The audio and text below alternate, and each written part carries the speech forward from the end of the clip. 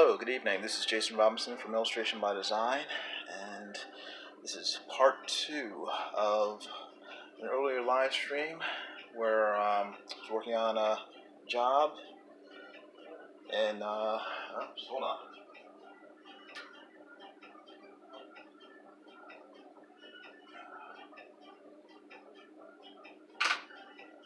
And of course, as usual, I'm screwing up the stream. Where I started a job and got partway through it, didn't finish it. Unfortunately, as some of you may know, my air conditioner is broken. Has been for the past week. Temperature's been in the 90s, and even at night it's in the high 80s, about 90% humidity, so I'm dying. So this is the Hot and Bothered live stream, part 2, where I try to do as much as I can without going crazy and destroying everything in my house. So sit back, enjoy, and I'll try to finish this drawing. And if I am feeling up to it, I'll take it to the computer, scan it in, and start doing some color work, or at least shading. Anyway, it's terrible. Anyway, let me get started before I get too crazed.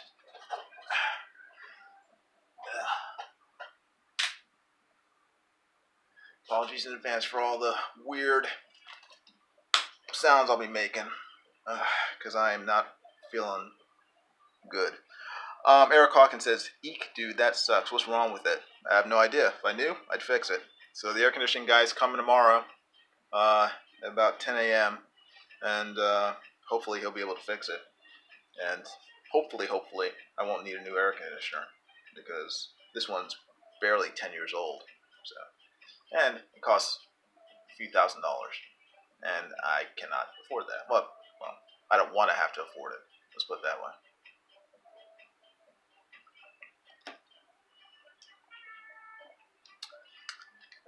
Dillard draws right finish in quotes. We shall see, John Dillard. We shall see. Right now, my money's on not finishing, because it's this heat is not conducive to me getting stuff done. Especially with the door closed, which it needs to be closed in order for me to live stream. So it is like, I don't know if any of you guys have an attic up north, but if you do, you might be familiar with the heat that builds up in attics that aren't vented. In the summer, it feels like death warmed over. That's what it feels like in here right now. It is boiling hot. Fortunately, I have a small fan, but it doesn't make it that much more pleasant. So,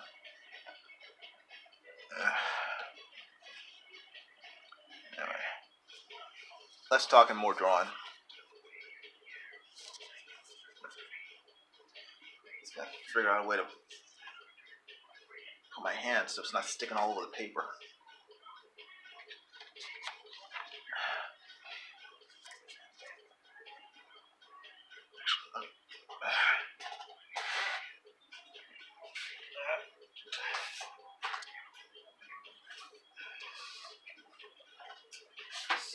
I'll use this. It's better.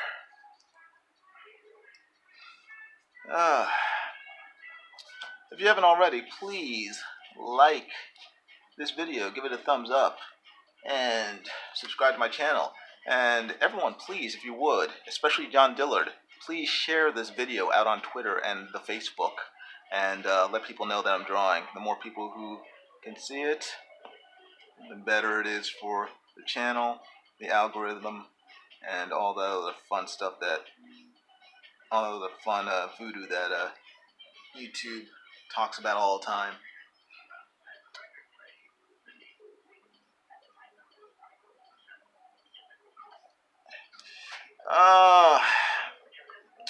Dodraw says, "What about all the money you got from swiping Rick Piper's victory?" Well, that check has bounced. Apparently, the mystery people who paid me, that check didn't clear. So, yeah, I don't know. Whoever Rick Piper's enemies were, they They didn't follow through on their promises. So no money from that. Eric Hawkins says, hopefully it's just a capacitor. They are an easy fix and the most common problem when one goes out in the heat. I hope so. I don't know what it is. So, just have to wait and see. Could be the flux capacitor. Might not be.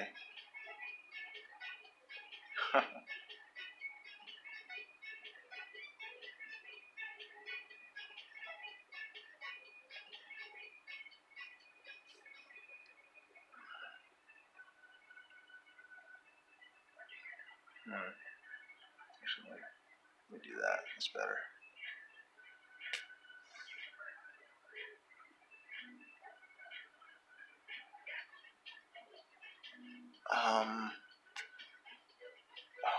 That's weird. All right, let me try this.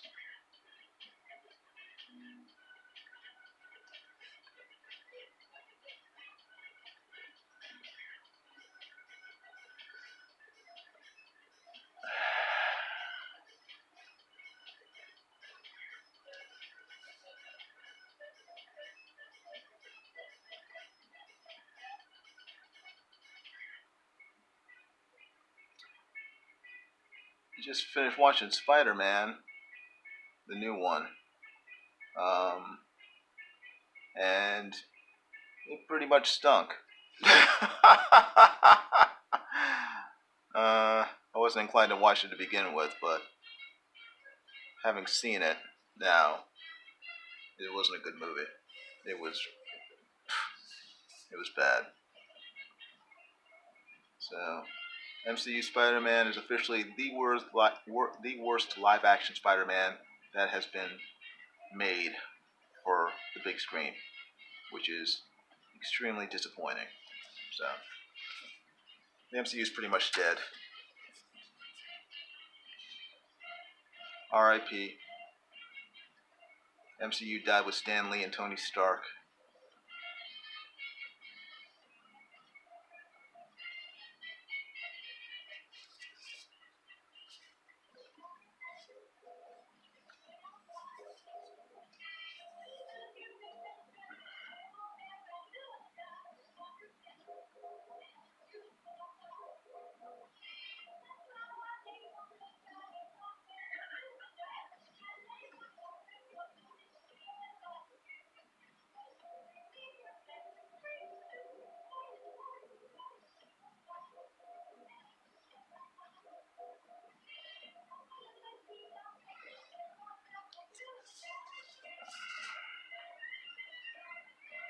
Let's see. Dodraw says, "Oh man, maybe crime doesn't pay after all." Crime never pays, John Dillard. That's why you should always follow the law. Ask the Shadow. The Shadow will let you know. Shadow will tell you. Weed of crime bears bitter fruit.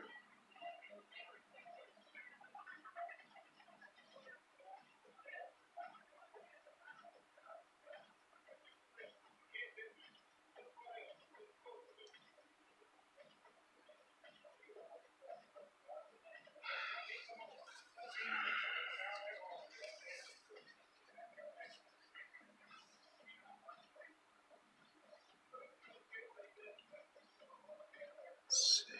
Okay.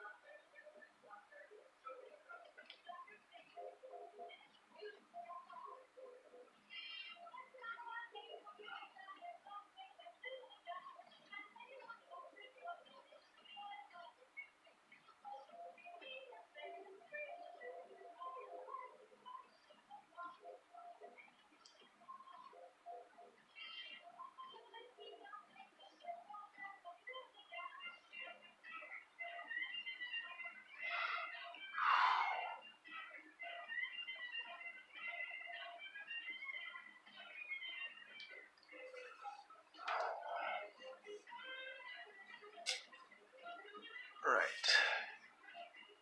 Gonna have to look up reference for Scottish Terriers. I have a rough idea what they look like, but I don't want to rely totally on my shabby memory. Let's see. Alright, let's see. Let's see. John Diller says something before I clicked off. John Diller says, what does hot and bothered mean? Well, that's how I feel right now. I'm hot and I'm bothered by the heat. I do not react well to heat. Last hurricane that came through here, was it 2 years ago? Power went out for, I think, 2 weeks, and the weather was like this, except we had no fans because there's no electricity. So I was this close to going insane. I've never been that.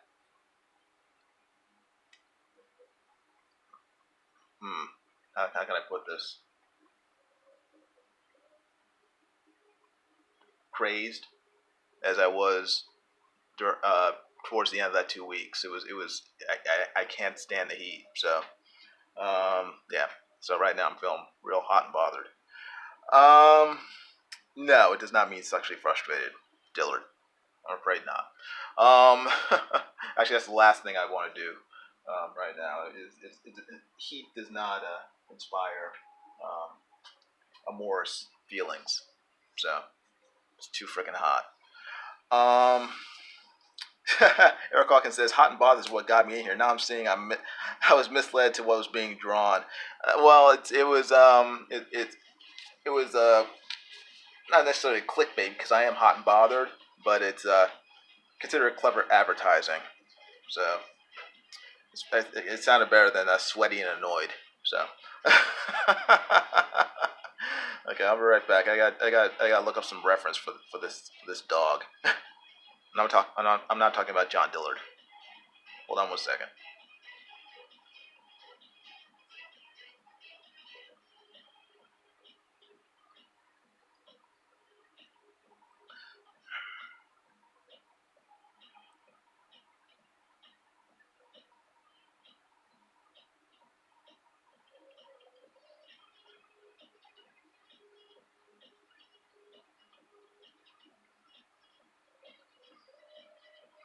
Alright, there we go. Scottish Terriers. They're cute little dogs. He's a cute little dog. Alright, let me see if I can... Alright, he's got to have a few... He's a little...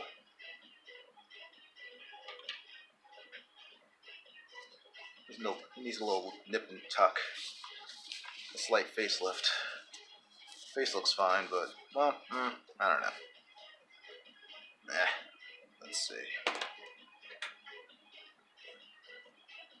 Let's go. Okay, his little fur face goes down this way, like that. Like that. And then head like that. Okay, that's okay. His ears go up like this. Dang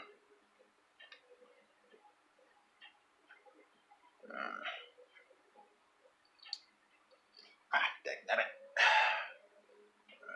Let's see.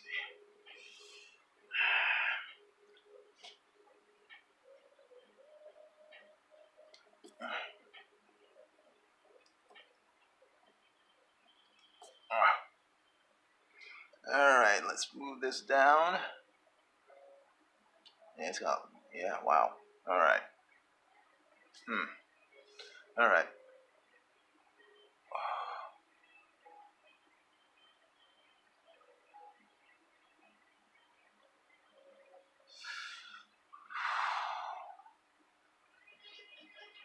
Okay. That's better.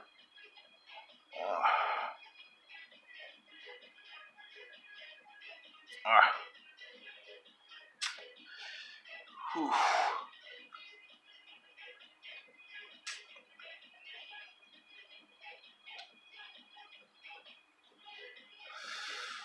Let's see.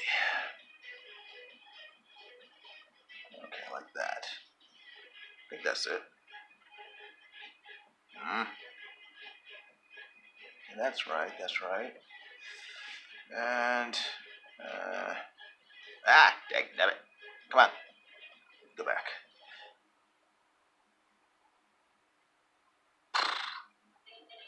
All right. I don't know. Yours look kind of funny, but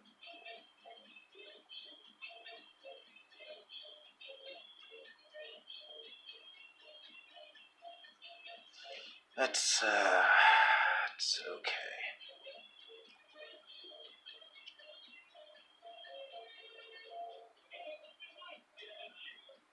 All right.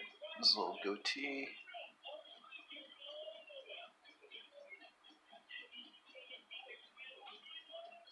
Huh.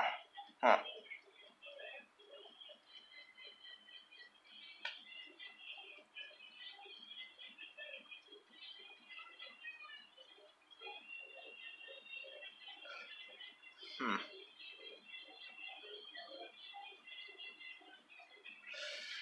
Hmm. All right.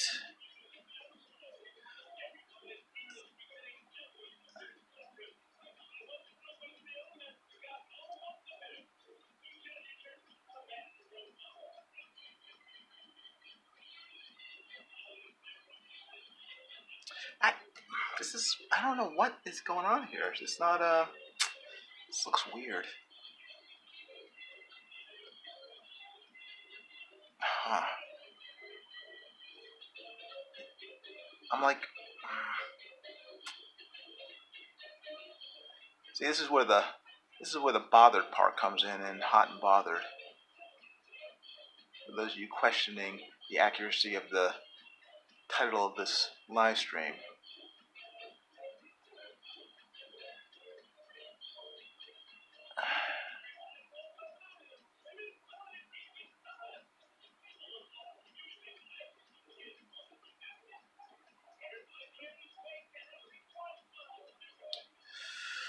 All right. Come on.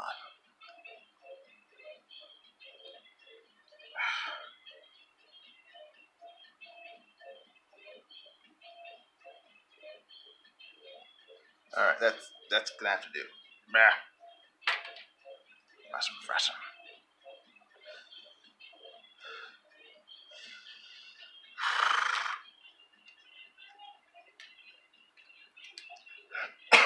Excuse me.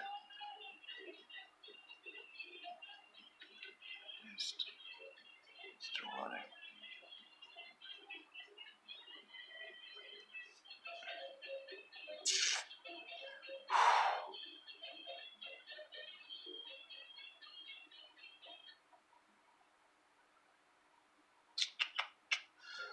All right. I've got to figure that out shortly.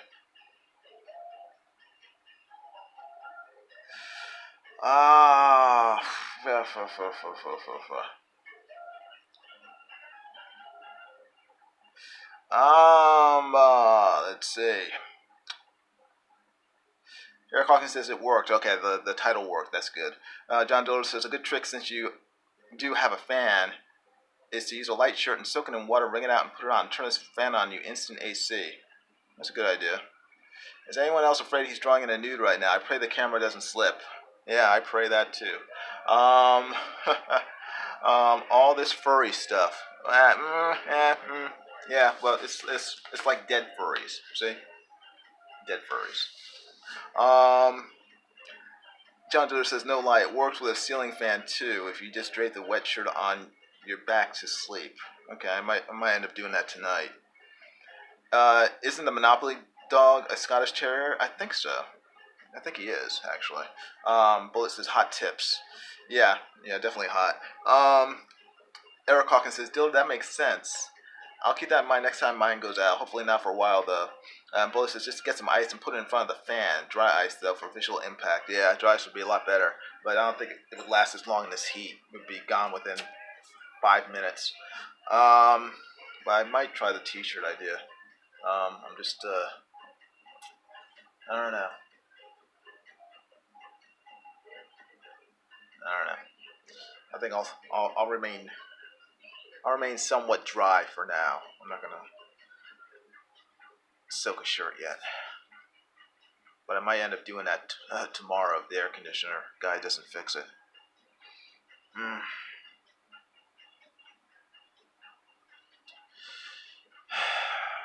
gotta figure out how I want to do this.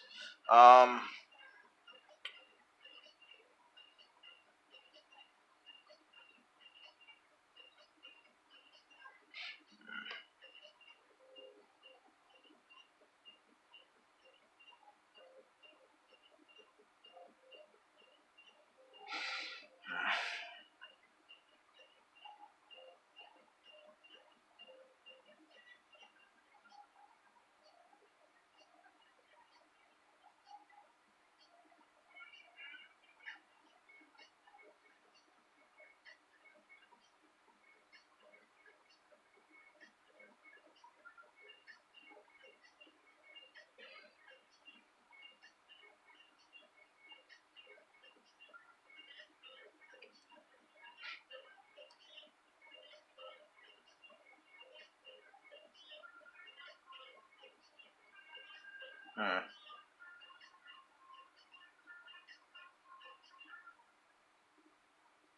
Hmm.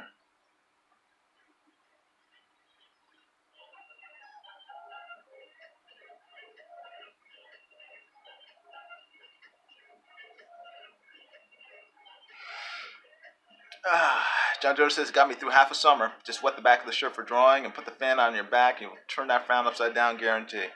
Okay. Makes sense, John. So I'll probably end up trying it out.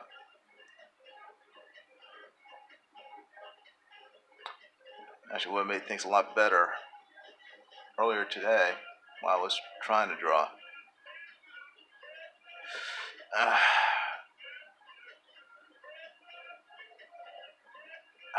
Come on. The worst part really is the stickiness on my hands from the humidity. It's like, it's driving me nuts. It's like you wash them and your hands are fine for a few minutes, but then the humidity just catches up with it and it's all back to yuckiness again. Bullet says, wet the front of this shirt and put the camera on you to appeal to an entirely new demographic. Yeah, I don't know if I want that demographic. Anyone who wants to see me in a wet t-shirt. My wife wouldn't want to see that.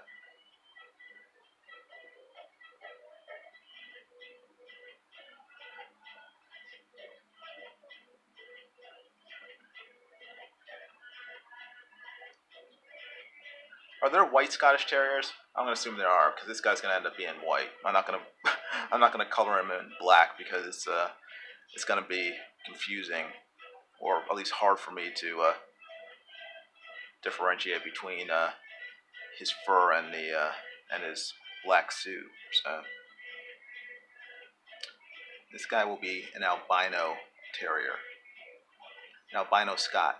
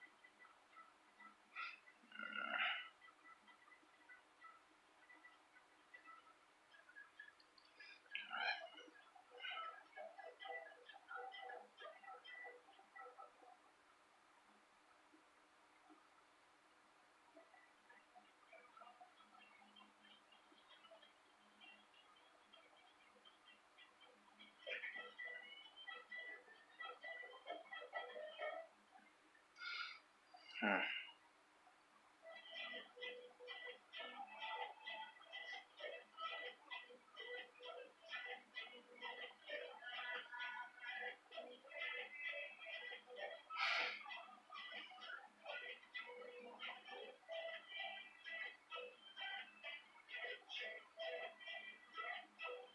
Hey, 6 people are watching. 6 people. Meh. Not sick people. 6 people are watching. Thank you very much, everyone. I appreciate it. If you haven't already, please give this video a thumbs up, subscribe, and share this video out to the interwebs. Let people know I'm drawn. Let people know I'm suffering from my art right now. Blazing heat.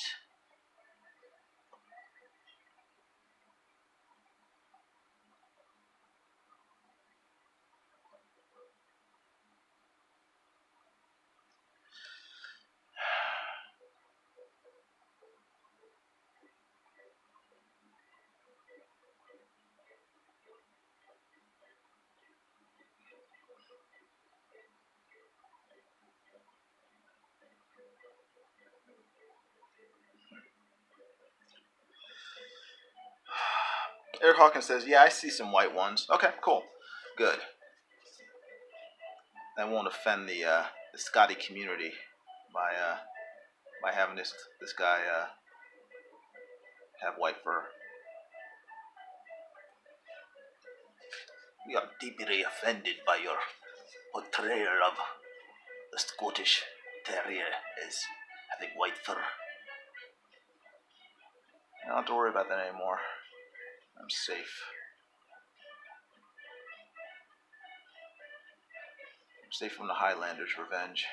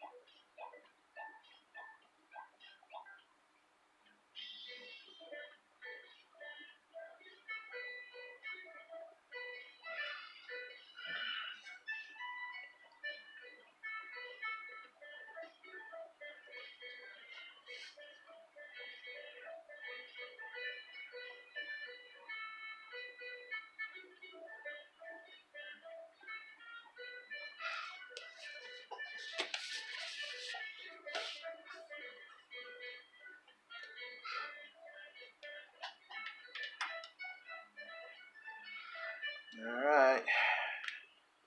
Trusty Pentel brush pen. This thing is like the best thing.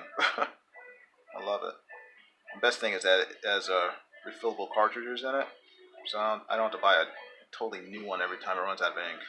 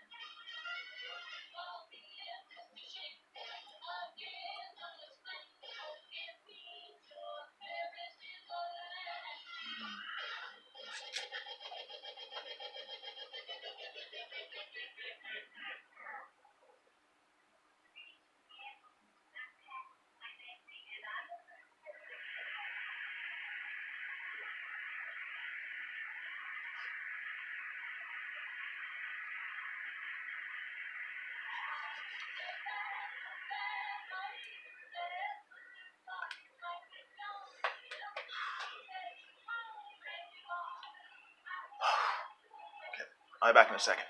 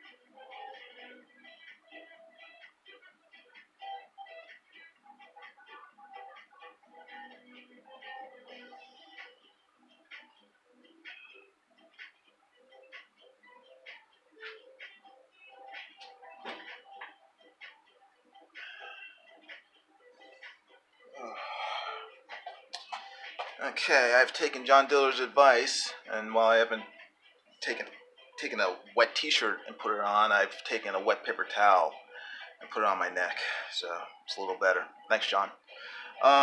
So why didn't you leave a highlight on the jacket to separate? Pop the tie on the white terrier's jacket. So why didn't you leave a highlight on the jacket to pop the tie on the white terrier's jacket? Well, I'm not done with it, and also the tie is going to be black along with the jacket, so it's going to blend in. It's not going to be really separated. I mean, hopefully when you'll see it as I'm working on it.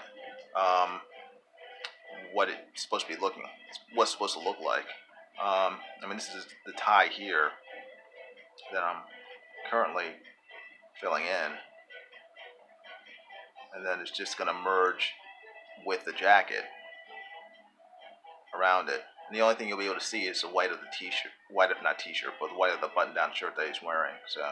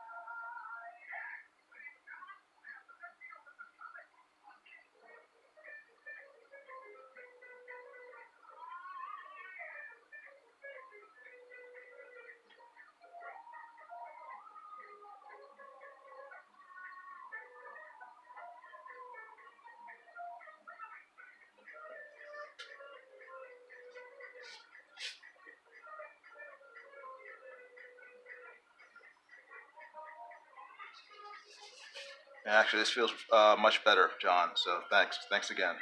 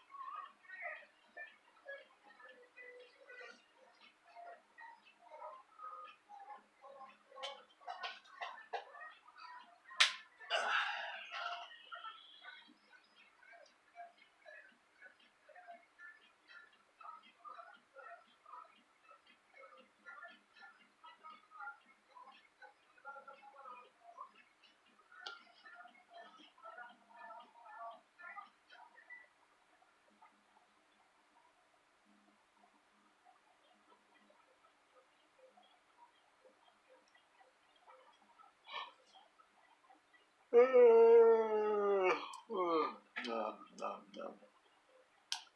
Yeah, I'm yawning. Sorry.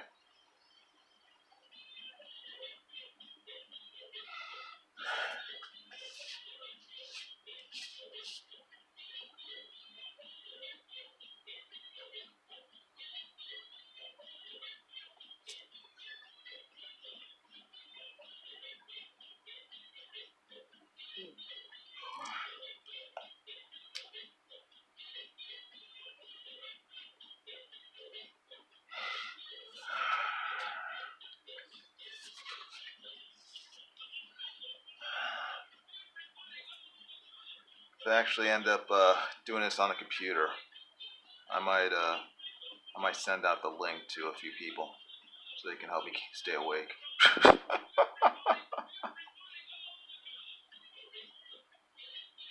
We'll see. We'll see what happens.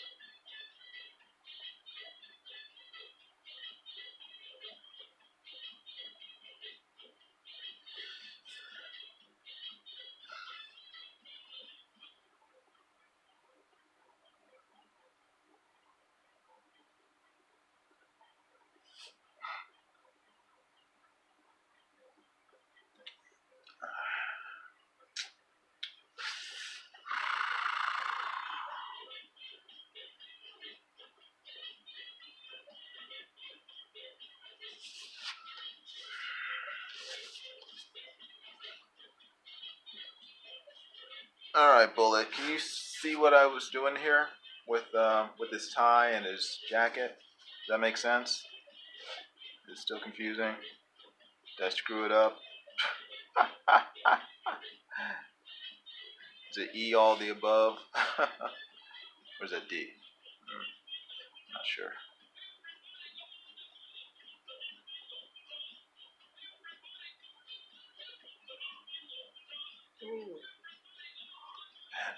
Man.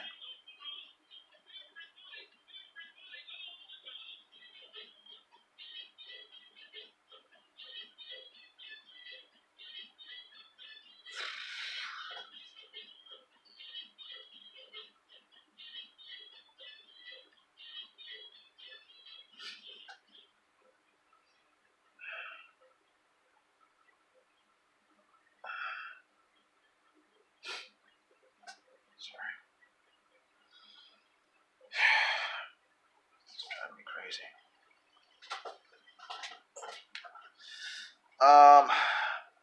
Well, it says you've broken your own rules visually. Have I? Have I broken my own rules visually?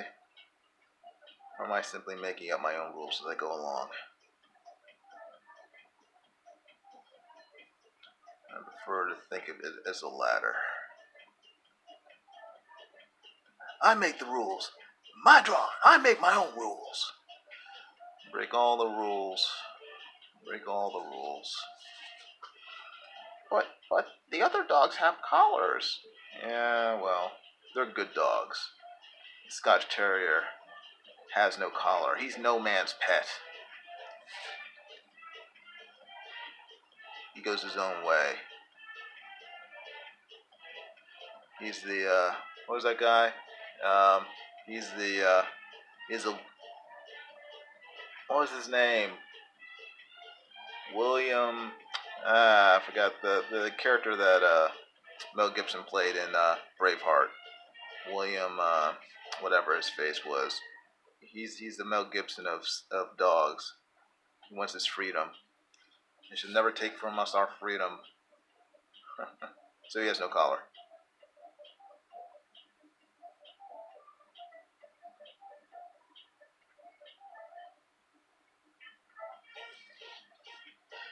Let's see. If you're going to highlight the arms and collars on the characters, then there should be a white line on the interior showing the tie. LOL. A white line on the terrier showing the tie. The tie is right here.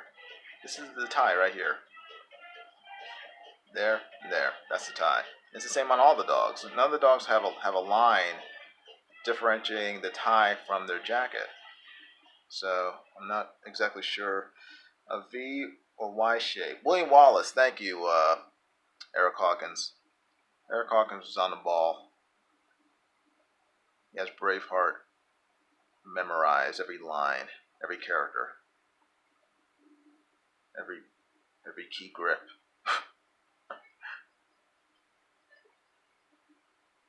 William Wallace. I kept on thinking William Wilberforce. William Wilberforce, but it wasn't him. That was a different guy. He's the guy who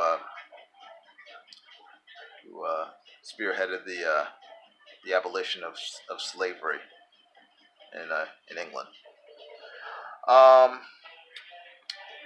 Bullet means breaking up the tie from the jacket with a white line. Yeah, but that hasn't been my intent on any of these characters. None of these characters have a white line differentiating the tie from the jacket. That's what I'm saying. So I'm sorry, but there's no line. There's no line.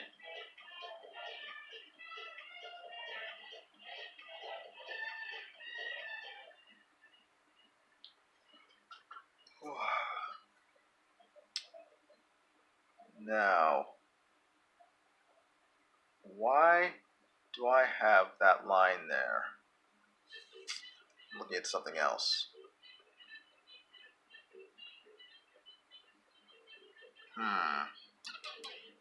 Something is amiss.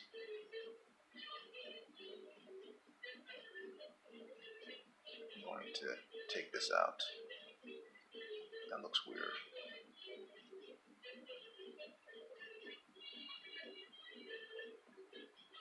Yeah, that's better. That is better.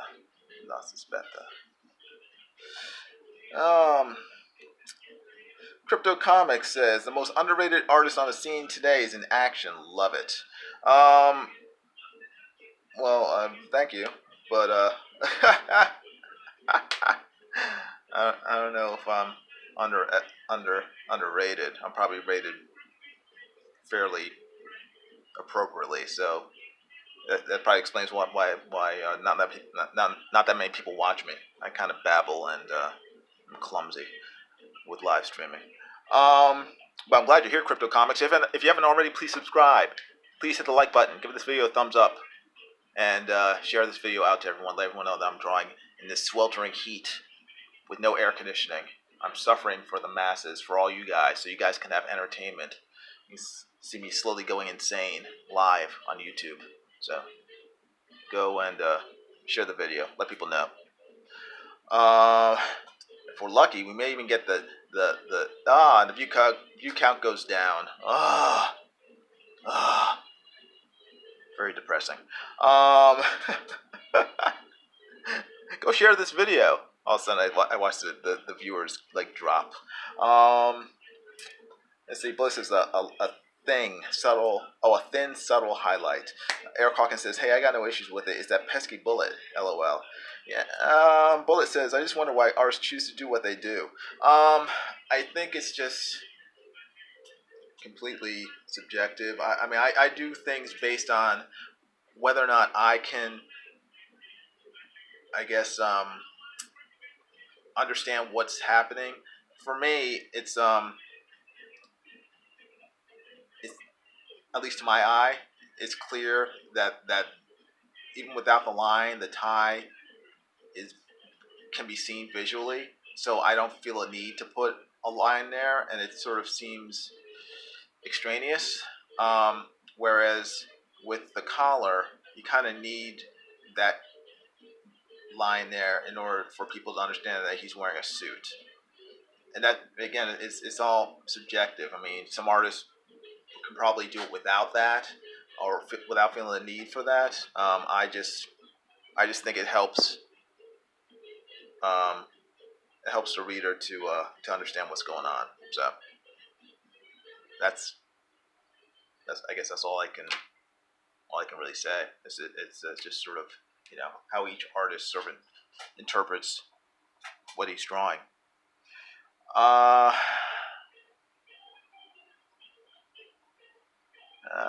Come on. Oh, there we go.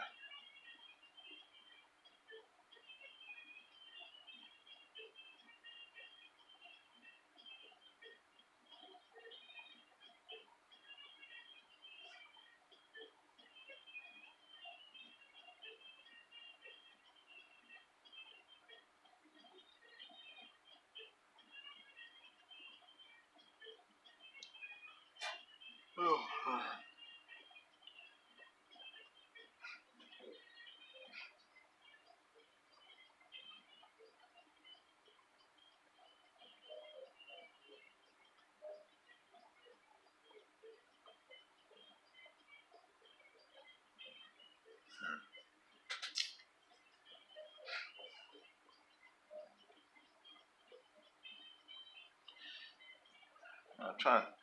Wonder, is this McGruff, the crime dog I'm drawing? Not sure. It's starting to look more and more like him. Maybe he should have a trench coat.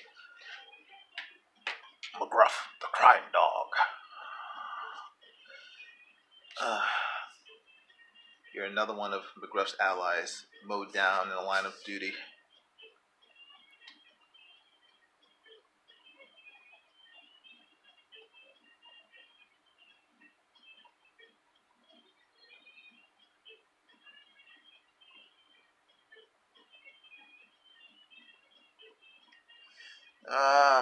Is there a cat in the coffin? No, of course not. If there were a cat in the coffin, they wouldn't be mourning it. Come on. It's a silly question, Eric Hawkins. Well, he says, I understand it, but when you're going to separate the arm blacks with a rim light, edge light, then those blacks have no separation. I just wondered what your thought process was. Well, it's that I want the viewer to be able to see the arms are in a certain position, so that you can see that these arms are in front, like he's in mourning. This guy's arm is moving forward to touch the coffin. And again, to my mind, you sort of need that outline in order for people not to just see this as just like one big black mass. There needs to be some separation to show when arms are in certain positions, doing certain things. A tie, like this guy's tie here, isn't doing anything. It's just sitting there. So, and plus you get to see you can see the top and most of the body of the tie, contrasted against his white button-down shirt. So there's no need for any white line because the shirt serves that purpose. If you were wearing a black shirt with a black tie, then there would need to be separation, because otherwise you wouldn't be able to tell if there was a tie there. It just looked like a big black mass.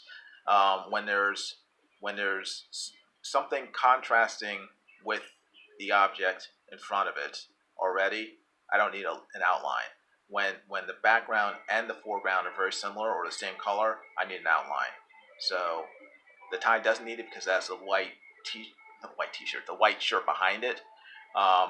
The collar and the arms do need a highlight because behind it is more black jacket. Does that make sense? Bullet says, I mean no offense. I'm just curious, interested. I am incredibly offended by your asking questions that you should know the answers to, because you should be able to read my mind and know exactly why I do what I do. No, don't worry about it. No, ask any questions you like. I'm just trying to explain my reasoning, and again, it's completely subjective and it varies from artist to artist.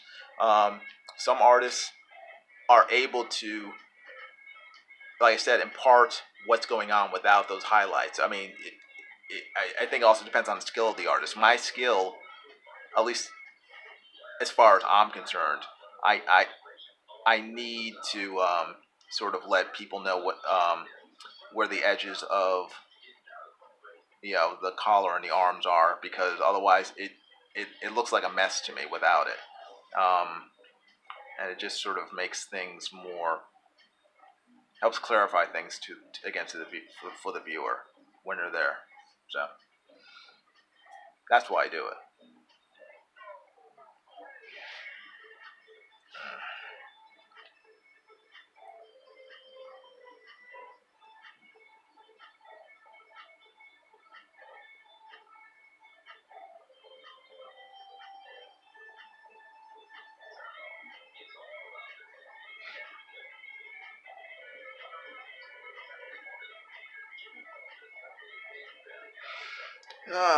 Eric Hawkins says, sometimes less is more, and every line doesn't need to be represented if the final visual conveys what the artist intended. Yep, I mean, that's essentially what I guess I'm trying to say. I try not to use too many lines, especially in a cartoon. It just ends up getting too busy, and the busier it gets, the more confusing it gets. So I'm trying to use a minimal amount of line information in order to get across what I'm trying to draw. So again, if that makes sense, hopefully it does. Eric Hawkins says, I think a solid black shirt and tie and jacket would have been easier. Yeah, yeah, probably. Would, like I said, it would have just been like a big black mass. So.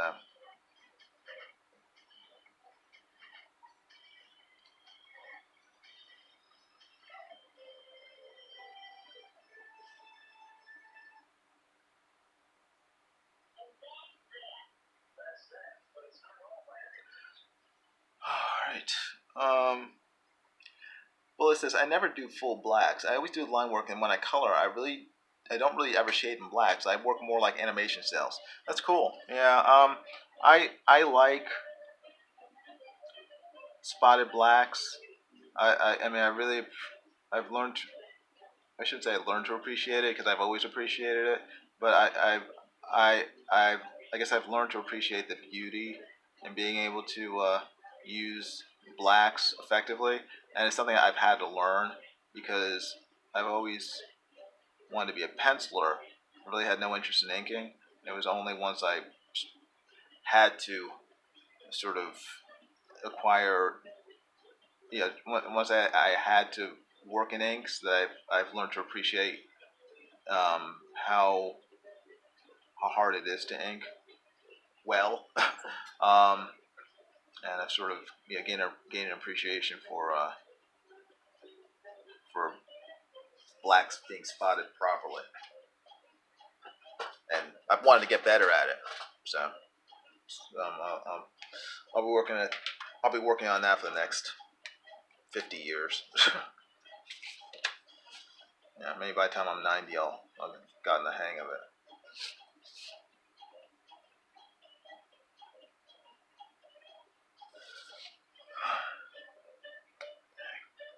Eyes.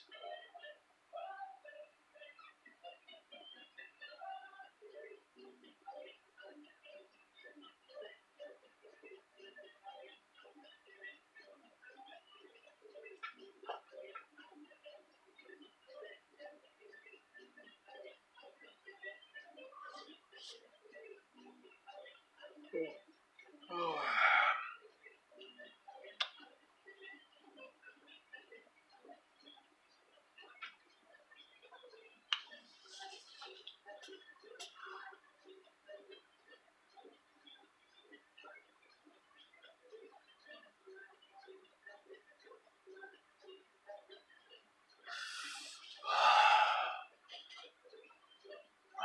Rain.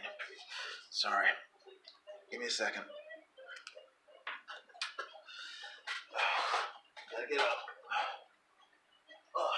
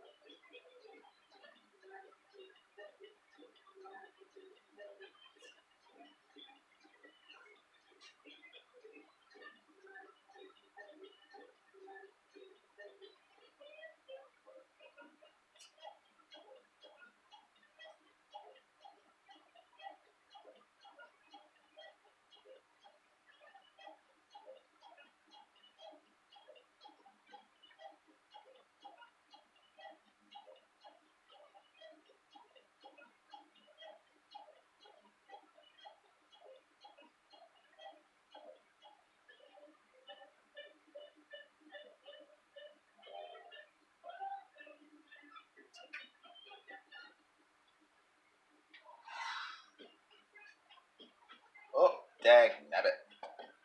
That. Shoot. Alright, hold on. So here, it's just, my tablet is, going bonkers.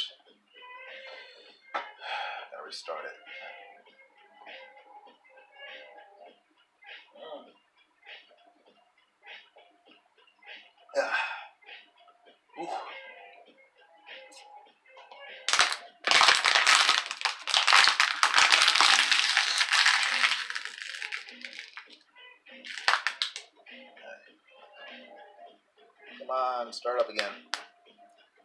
Come on. Come on, tablet. Yay, it's working. Okay. Let's see.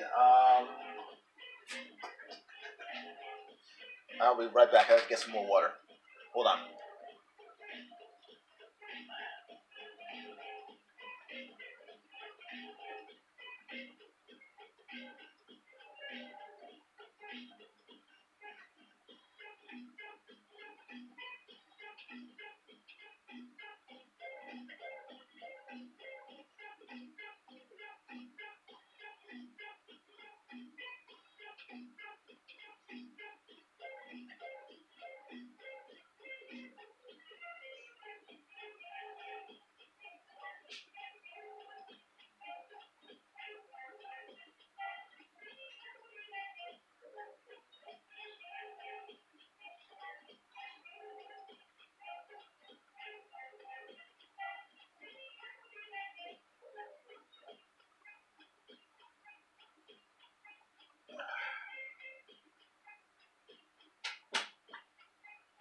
All right. Let's see if it's working.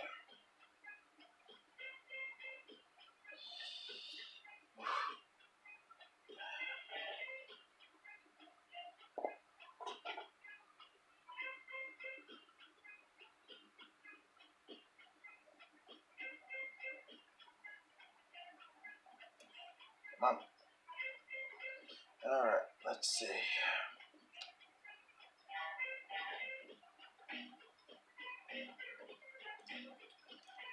It's still working. So far, so good. Anyone still here? Oh, there are 4 people still here. Cool.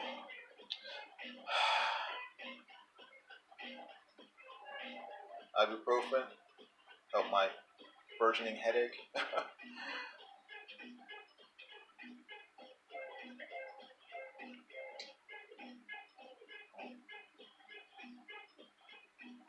Ah.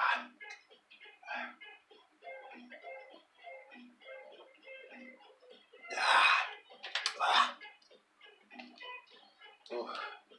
All right. Let's see what the chat's saying. Bullet says, yeah, I dig it. For sure, I'm a huge Toth Burnett Eisner fan, so I understand how great it can be, but I'm still always interested in other people's thought processes. Yes, so am I. Itamar Dekel says, hi. Hey, Itamar, am I pronouncing that correctly? I'm not sure if I am, but welcome. Thanks for showing up. I appreciate it. If you haven't already, please subscribe to my channel and give the video a thumbs up. And hit the bell for notifications of future videos, because I do these at least a few times a week, depending on when I have time and when I manage to dig up the courage to draw in front of people. So, but thanks for showing up. Welcome. Joshua Hughes is here. Joshua Hughes, hey, how you doing? Good seeing you. Again, Itamar, I hope I'm sorry if I'm butchering your name. Just not familiar with how to pronounce it. Let's see. Yeah, no, I love Alex Toth. Actually, where is it? Oh, here it is. I got this book about 20 years ago. It's really cool.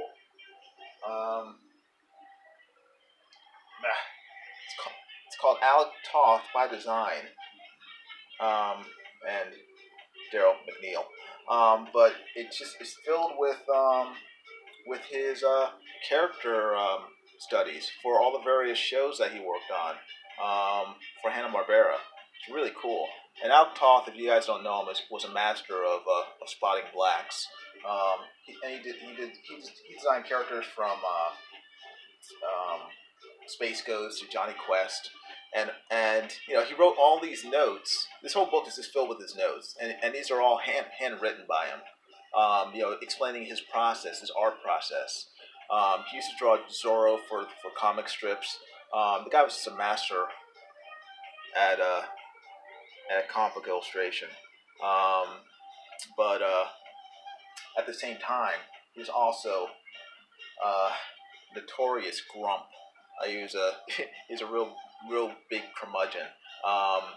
So a lot of times, he would just like tell people to just like leave him alone and stuff because he didn't have much tolerance for tomfoolery. If he thought that you weren't serious about art, or if he thought that, ouch, that hurt. He thought that if you were treating him with enough respect, he would tell you to go pound sand. But fantastic artist, brilliant creator, and yeah, it's a shame. Let me see. Joshua Hughes says, "Hi, Jiminy." Eric Hawkins says, "How are we doing on subscribers? We catch Pope yet?" Joshua Hughes says, "No, Popefire has 410 subs." Ah, Popefire has 410 subs. I have how many subs? I have 327, 328. So everyone, send out this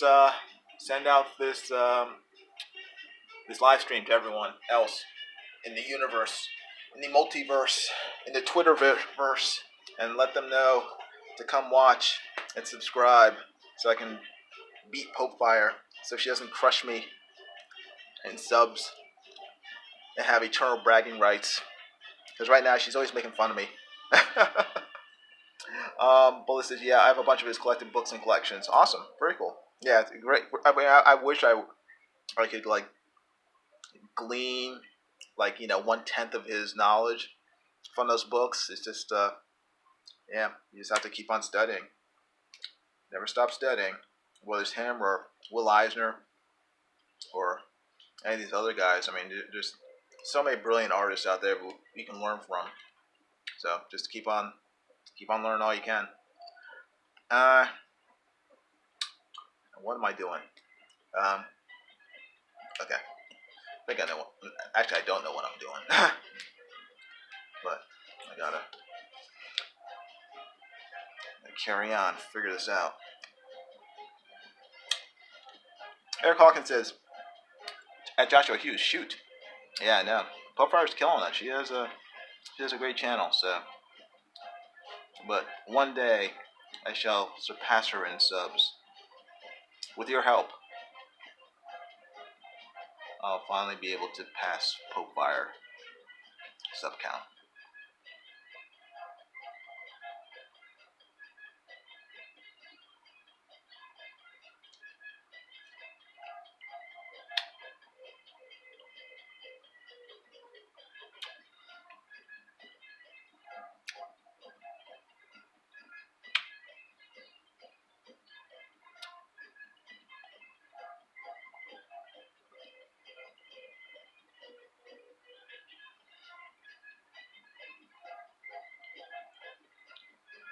Alright.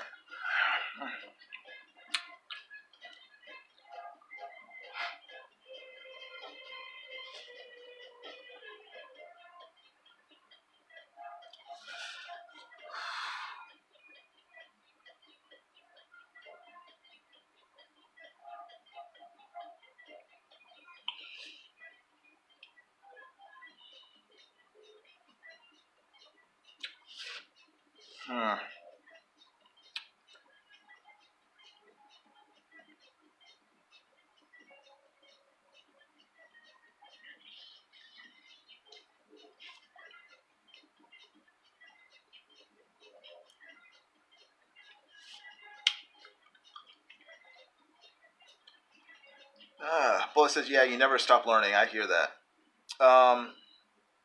Joshua Hughes says, "Are you eating on stream? What is that?" Yes, I am sucking on a. What is this? What would you call it? It's not a mint. It's a what is it called? It's like a vitamin C chewable, so I don't get sick. So yeah, I am self-medicating on stream. I'm hopped up on ibuprofen and vitamin C chewables and water. So if things get a little crazy, you'll know why.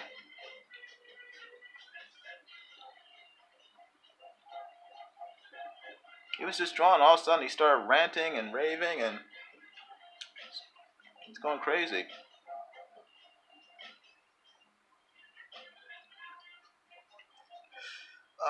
Bullet says, I think she is on her way to type 2 diabetes. She keeps eating Rice Krispie treats the way she does, so she might take herself out at this rate. Talking about Pope Fire. Yeah, what is it with her and Rice Krispies treat? I don't quite understand that. I mean, it's because I don't like Rice Krispies treat. I think they're nasty. But yeah, I guess if she likes them, then she'll that explains her obsession with them.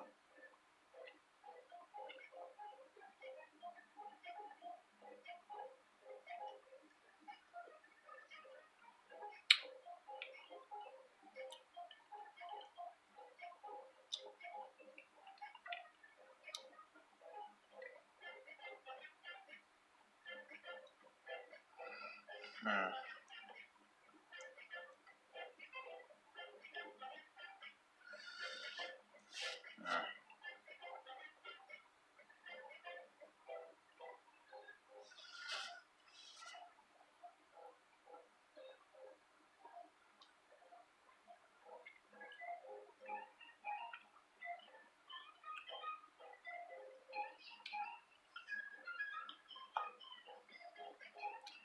Well, he says, I think she has found out about them.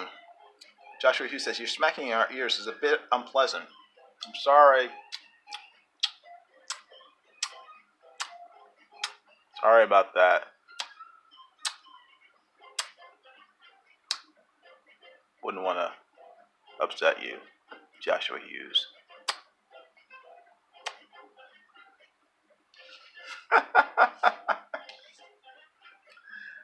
I apologize. I'm very punchy right now.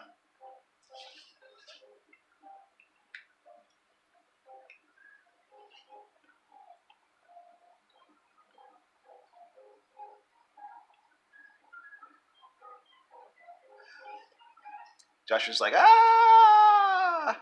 Plus, bwahaha. Yes. Yes. That's me right now. Cackling at Joshua Hughes' discomfort.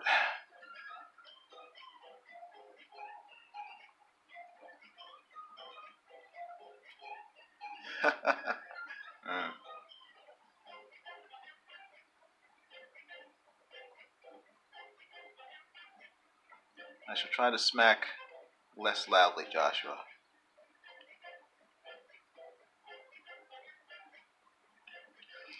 I'm crunching so hard it hurts.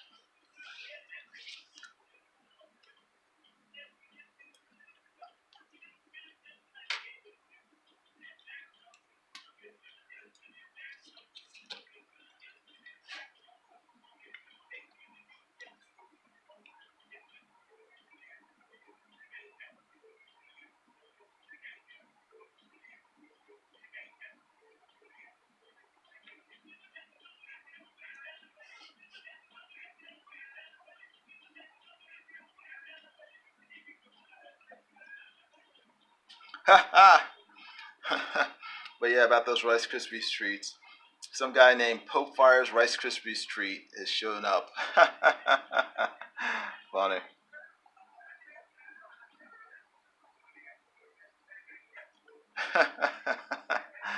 Oh man. Wonder if that's Booster Gold or not. Booster Kiwi in disguise.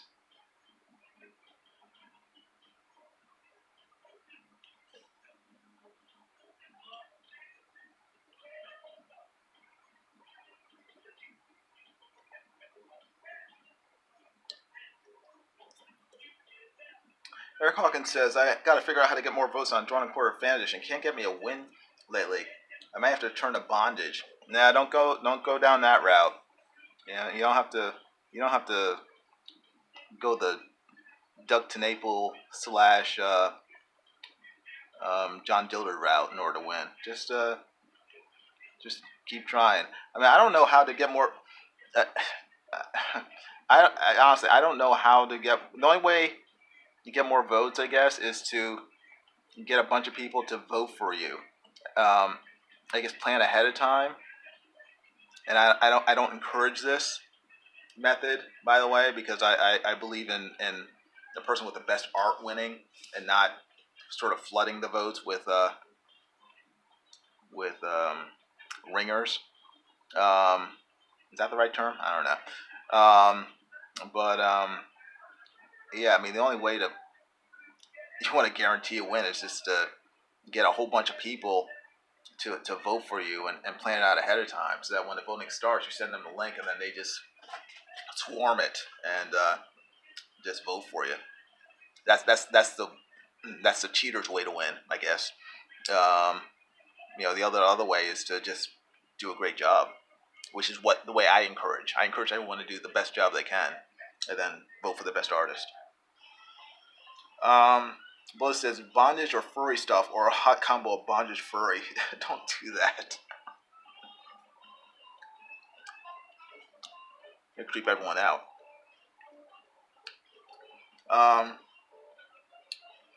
Pope Fire's Rice Krispie Street says you gotta draw the Rice Krispie Treats on your piece. Well,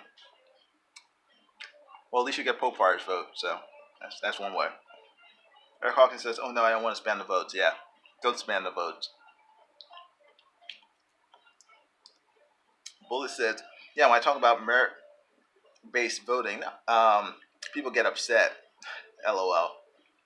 I don't know why. That's the way you should win, based on merit." Pope Fire's Rice Krispie Street says, "Jiminy promotes cheating." No, exactly the opposite. I encourage everyone to do the best they can and not to cheat. So do not spam the votes. Eric Hawkins says, when Dillard won a few weeks ago, some of my friends came in and voted days later. Oh, voted for you days later. Okay, yeah. Well, you have to make sure your friends vote during the actual vote. Them voting days later for you doesn't really do much good. So, but I guess it's the thought that counts. It's nice that they showed up eventually.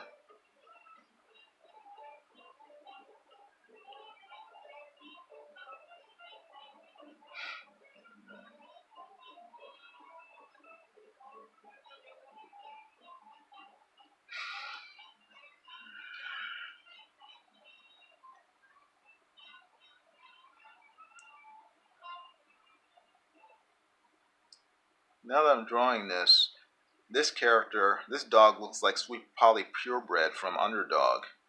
So I'm wondering, is that Underdog? Did he die? Did he die in the line of duty? Did what's his name? Simon Bar Sinister? Did he finally take out Underdog?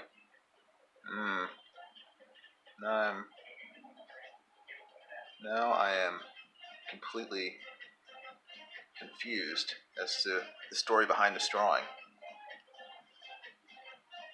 And I drew it. I don't know what's going on. Am I trying to work out some sort of issues in my head in this drawing? Who knows? Who knows? Eric Hawkins says, are Pope Fire Rice Krispie Treat chocolate or original? Pope Fire's Rice Krispie Treat says original is the only true Rice Krispie treat. # original only. So apparently Pope Fire's Rice Krispies treat is racist. Only wants white Rice Krispies treat. No chocolate allowed. Racist confirmed.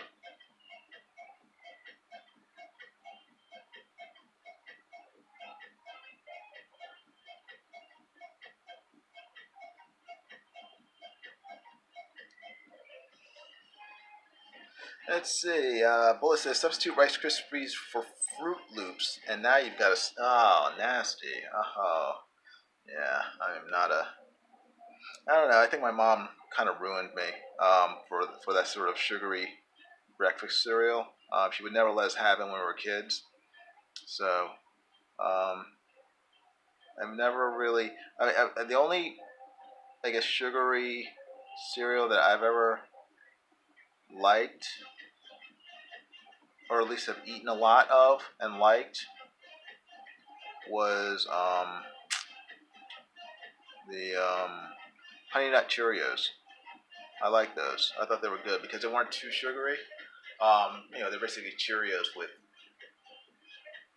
like a light honey glaze on them. So they were sweet, but they weren't like completely saturated with sugar. And so I enjoyed them. Eric Hawkins says hashtag racist Krispies. Yeah. Eric Hawkins says I've heard that Fruity Pebbles make great crispy snack treats. Okay. I've never had Fruity Pebbles. Another one that I liked was what was it called? Captain Crunch. I like Captain Crunch, but the problem with Captain Crunch is that it cuts you into your mouth if you eat too much of it. You eat Captain Crunch, and I don't know if it's a combination of you inadvertently sucking on it while you're eating, but at least for me, after a while, it ends up cutting the roof of my mouth. I can't eat it that much. It's like, ugh.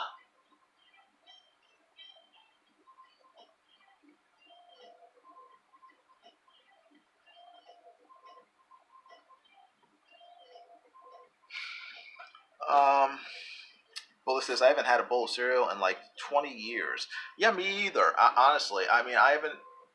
Well, not 20 years. It's probably been 10 years, maybe 15. And again, it was Honey Nut Cheerios. But what I do like to eat is oatmeal. I like instant oatmeal, like just plain oatmeal with brown sugar in it. So I tend to be pretty basic when it comes to my breakfast stuff. I don't really eat breakfast that often, so it tends to be fairly light.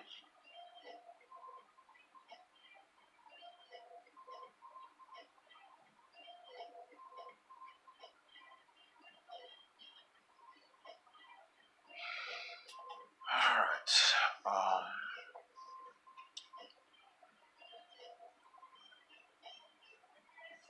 right. Let me see.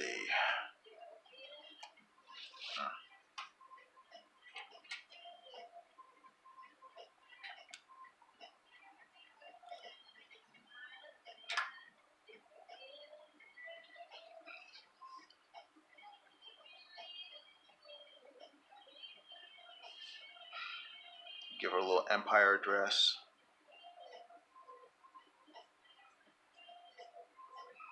She's in mourning, so it has to be black.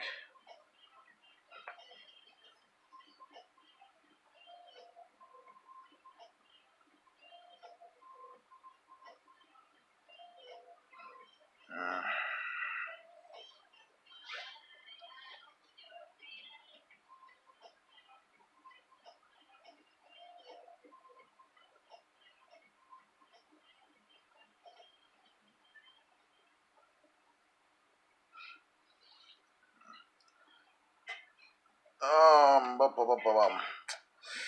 Eric Hawkins says back in the 80s, Captain Crunch was missing, and if you guessed where he was, you could be one of a few to win $100 from the captain. Eric Hawkins says, I guessed correctly and won $100 and blew it all on G.I. Joe figures. That's funny. You know what? Back in the 80s, right after the Batman... Whoops. My towel fell off my neck. Back in the 80s, after the Batman movie came out with Michael Keaton, came out with Batman cereal, and it was basically Captain Crunch, but the pieces were in the shapes of little bats. And it was really good. I love Batman cereal, and I bought it. This is when I was in college, um, but they had a box top giveaway. If you turn in enough box tops, that you could win you could get a frisbee, a Batman frisbee, and I still have it. It's right here. A glow in the dark Batman frisbee, which is it's really cool. It glows in the dark, obviously. If you pull it up to the light, I don't know if it'll work or not.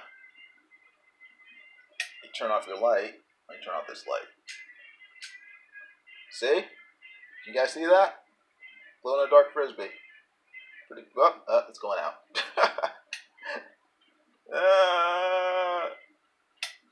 Hey, it's glow in the dark. It doesn't last that long, but it's cool anyway. I thought it was neat, and I kept it ever since.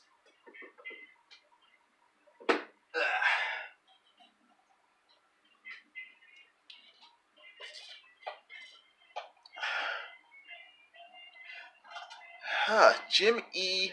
Oatmeal says, I too enjoy oatmeal. Oh, awesome. I'm glad you do, Jim E. Oatmeal. I'm not sure who that is who changed their name to Jim E. Oatmeal, but if you're new, welcome.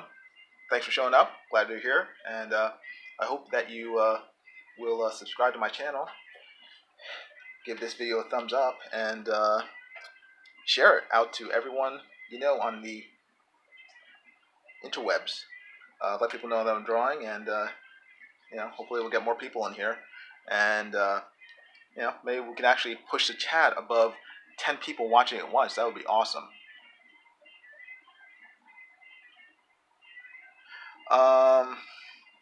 Let's see. Well, listen, so I thought about eating cereal a few times when they were bring all the blueberries and stuff like that. Oh, when they were bringing all the blueberry and stuff like that back. Ooh, Vealnet's here. How you doing, Vealnet? Good seeing you. Hail Raven. That's pretty cool, Eric. That you won $100 from cereal boxes. And now Gary Shipman is drawing on cereal boxes, so it's pretty cool. Eric Hawkins says, Bullet says, did you do any mail order Transformers or G.I. Joe deals back in the day? Eric Hawkins says, I mail ordered the hooded Cobra Commander and the Manta Wind surfboard and a few others. Oh, neat. Very cool. Pretty neat stuff. Yeah, I mean, cereal isn't nearly as big as it was back in the 70s and 80s. I think with the death of Saturday morning cartoons, when a huge number of cereal commercials were on TV.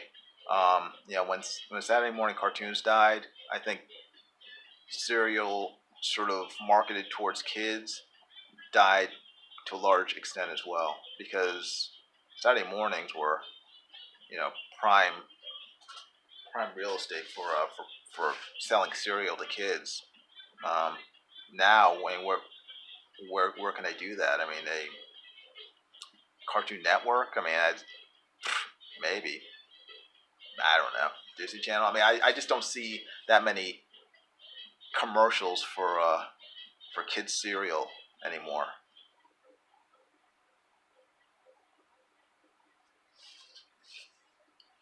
Whereas before you'd see them every 5 minutes.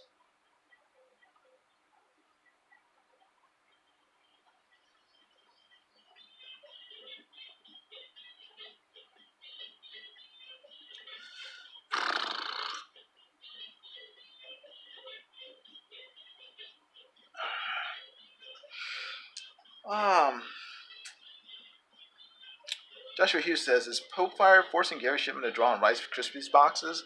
I wouldn't surprise me. It sounds like something she would do. So I never underestimate what Pope Fire would do in order to accomplish her goals. So it's very possible he could be tied up somewhere in Popefire's basement, um, uh, and with a pencil super glued to his hand while she makes him draw on Rice Krispies boxes. It's very possible. Eric Hawkins says, I was a bad brother when I won though. We went to Toy Chest and I bought the whole new wave of Joes and only bought my little brother one. Ha. That's funny.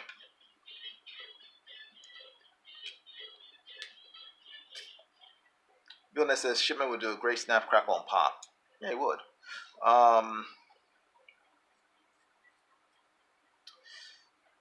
Bullet says, Avenge, you get up early on a Saturday morning and watch cartoons till noon. Yeah, man. Best day of the week. Eric Hawkins says, I don't remember the last time I saw a kids cereal commercial. I mean, I've seen one in the last week, Eric, but I mean, that's how infrequent I see them. I couldn't narrow it down to like, I just saw one yesterday because I didn't. I may have seen one maybe 4 or 5 days ago. It's just that they don't push it anymore. Which it's not necessarily a bad thing because kid cereal is all sugar. It's basically candy that you soak in milk. So I'm not that sad, but I don't know if a healthy replacement is taking its place. I think they just don't bother trying to market to to kids that much when it comes to cereal anymore. For whatever reason. Ooh.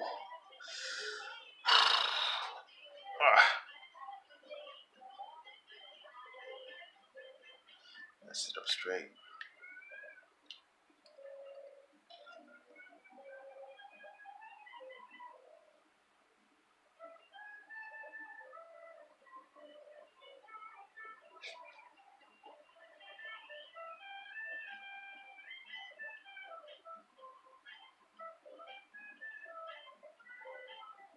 What time is it? It is 1:37. Okay.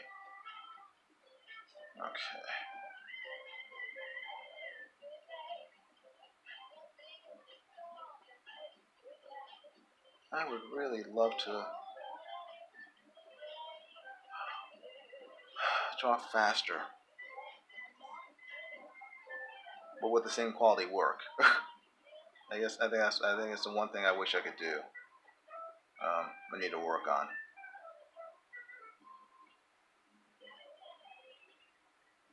Draw twice the amount in the same amount of time, or half the time. That'd be even better.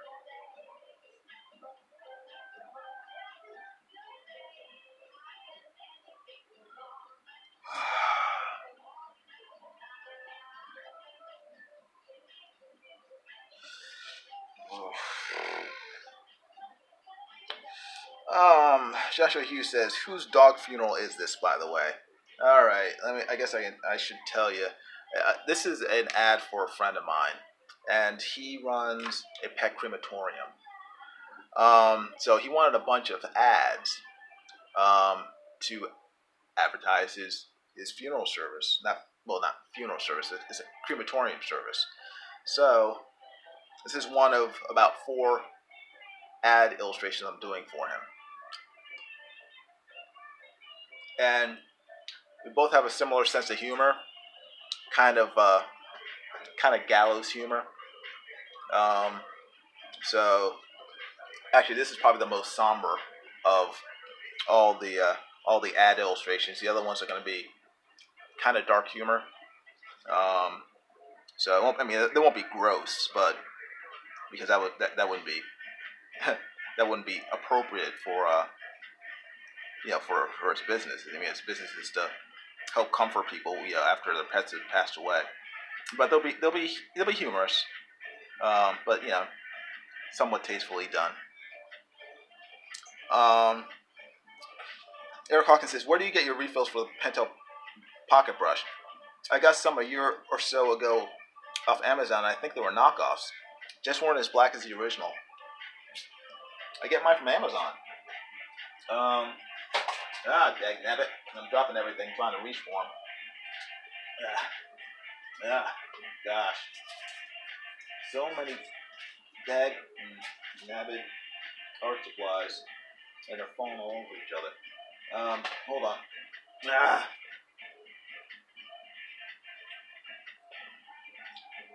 Here we go.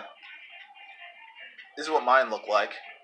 If you can see, like, put some light on it, on the subject. See? It says Pentel Arts, and it's just these 6 refills in one package. Just like that.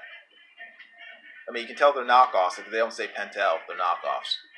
So, I can't speak towards the quality of any knockoffs. I've never used them. These are very good, though. They're just as black as the ones you would get in the brand new packages, like this.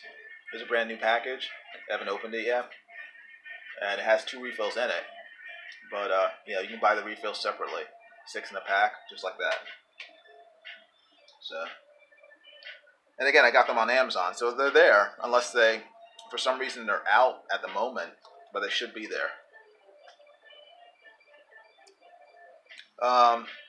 Bullet says, I hear that I'm too picky, fussy, so everything takes forever if I care about it. Yeah, it's just, I think I said earlier in the last stream, I get, when I'm drawing, I kind of lose track of time because I'm enjoying it, or I'm focused on trying to get it done. So I get less concerned about how much time I'm actually taking, and that's not necessarily good. I mean, it's good in a sense because you're being conscientious about what you're doing, but when you're an artist for hire, speed is a factor. You have to be able to put out the work in a reasonable amount of time, and a lot of times I get so caught up in drawing, I don't pay as much attention to the time I won't say wasting, but the time that I'm spending on a project as I should.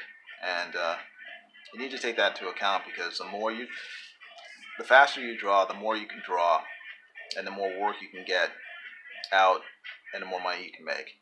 So time does equal money when it comes to freelance art, or anything really. The faster you can produce something, you'll be able to make more money that way. So, and I would like to make more money,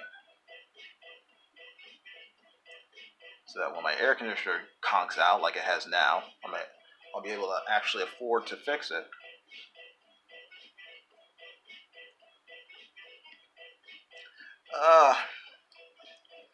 The refill itself said Pentel, but the packaging didn't. It says Eric Hawkins. Well, the packaging should say Pentel. So if it doesn't say Pentel, then you're looking at a knockoff. I'm not sure who you bought it from on Amazon, though. Eric Hawkins says that's not okay. The package I showed is not what mine looked like. Mine was in a little black box. Mine are in a little. My mouth. Mine are in a little black box with Japanese writing all over them. Oh, okay. Interesting. Yeah. Well, I would say don't buy from that person anymore. Then. Yeah. You generally you want to buy from the original maker, manufacturer. I mean, sometimes knockoffs can be better, but in general, I try to make sure that I get something that is from the manufacturer.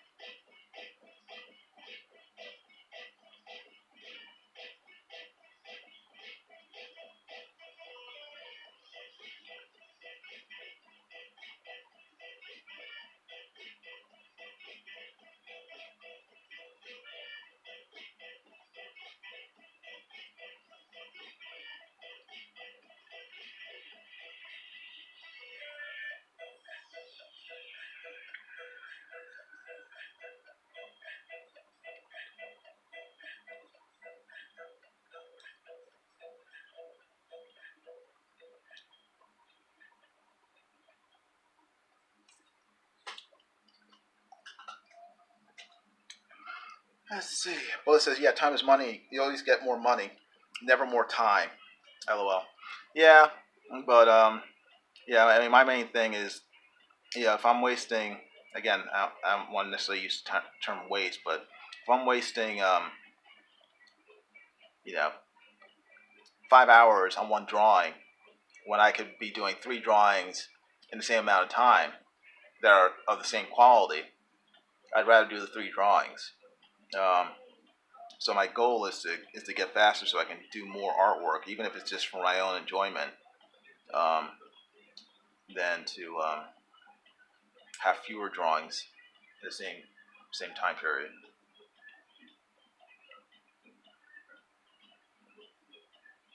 I would like to be more productive. I guess that's what I'm saying.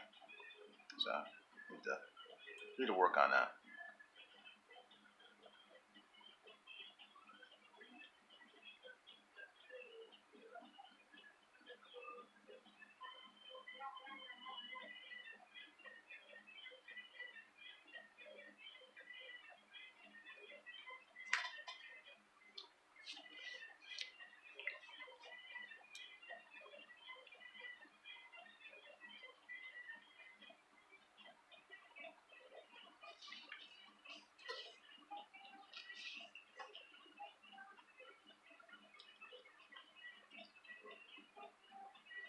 Okay.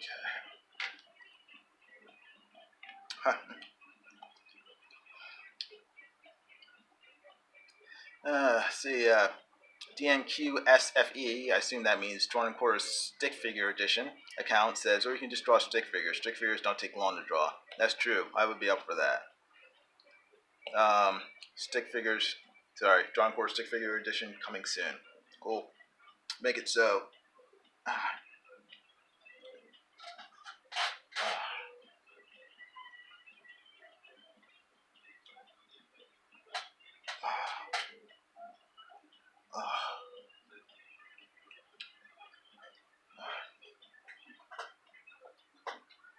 Time for another drink.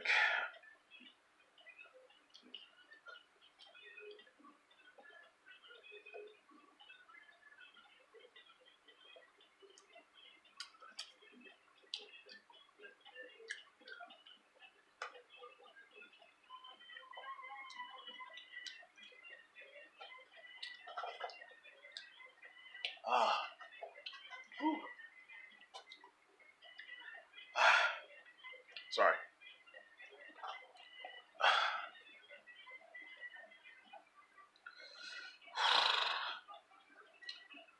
Just need a second.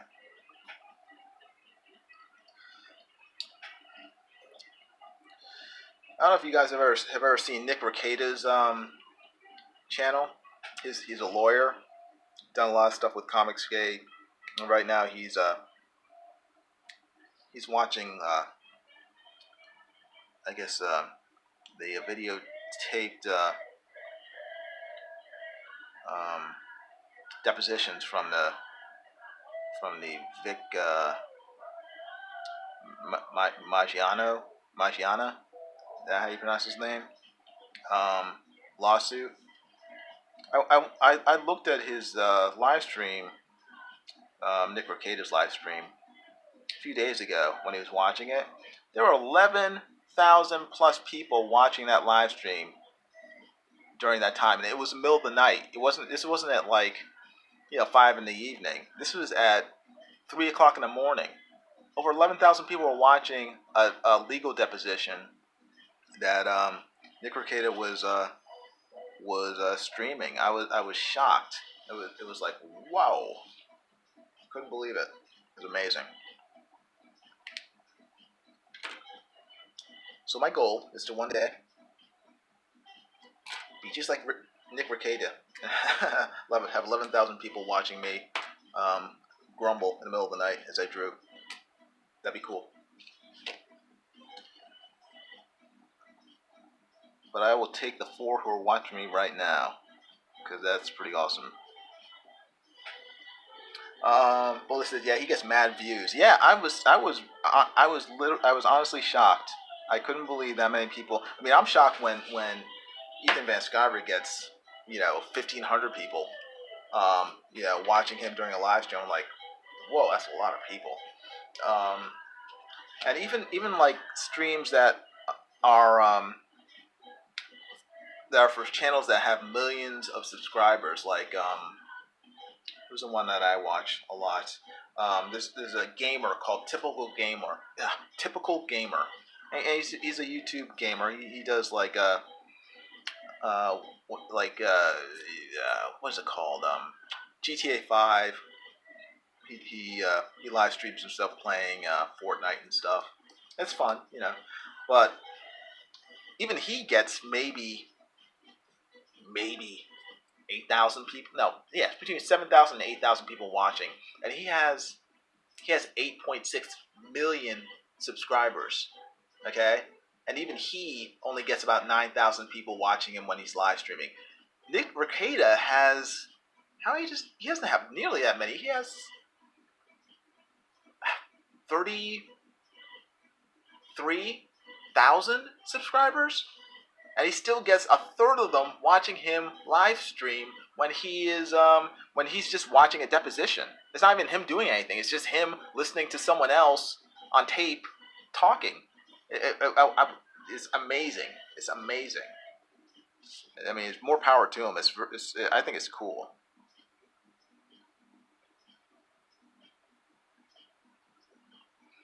I wish I knew what formula there was to for people to watch live streaming. I mean, is it the gossip factor that gets people watching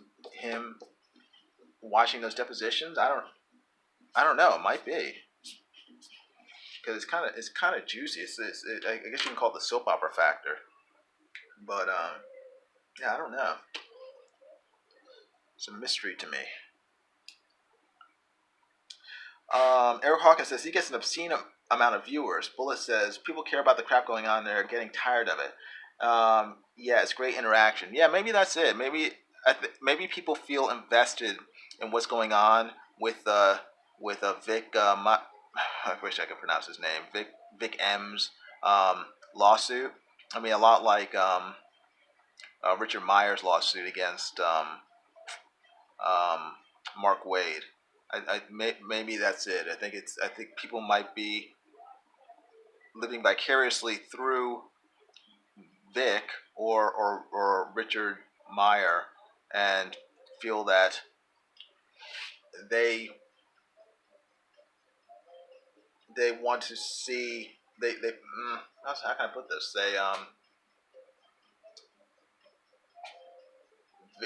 What happens to Vic, what happens to Richard is in some way a reflection of what could happen to them or has been happening to them over the past several years in terms of the fandom and people in the industry, and so they want to support them in their efforts. I think that's it. They want to show their support by viewing, and so that's why. Um, Joshua Hughes says it's because of the Weeb Wars / Vic controversy stuff. Yeah. I know. It's just I don't know. It's just I'm just shocked that many people would watch. Yeah.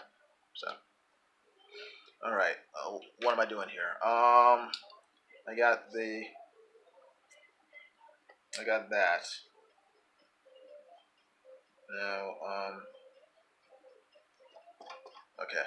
Let me thicken these lines.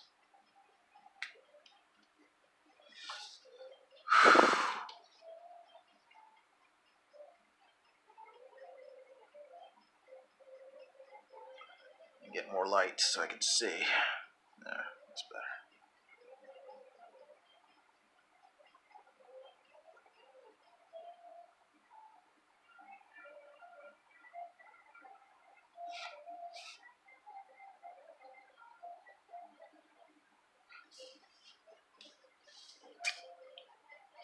More people watch anime and care about it than comics, says Bullet. I don't know if that's necessarily true. I think that a lot of people who are into anime love comics as well. I mean, because anime is basically an offshoot of manga, which is comics. So I wouldn't say that, unless you're talking about American comics in particular. But I think it's I think people have a visceral reaction when someone who they like, whether it's an actor or a YouTube personality or whatever, is being attacked and screwed over by people in the industry, and people in the industry who seem to have an intent on changing that industry, to suit their personal beliefs or you know socio-political values, when those values are are may not be held by majority of the fans or a large portion of the fans, and so they don't like they don't fans don't like it when that sort of stuff happens.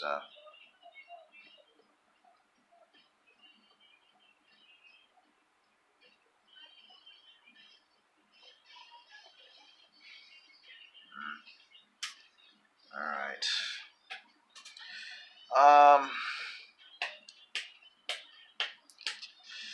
Joshua Hughes says because there are a lot of people who are tired of Me Too false, unproven allegations, and a lot of big fans. Yes, they love manga, but they don't like American comics. The American comic market is so small. Yeah, in a sense. I mean, it's mostly superheroes, and it's been ruined by the same sort of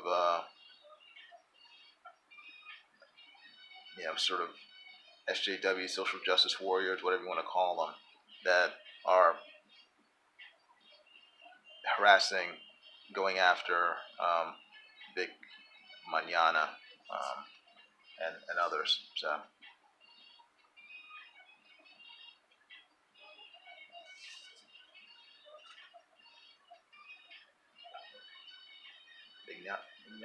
manana. But the SJW types have come for games, comics, and now anime and manga. Yep.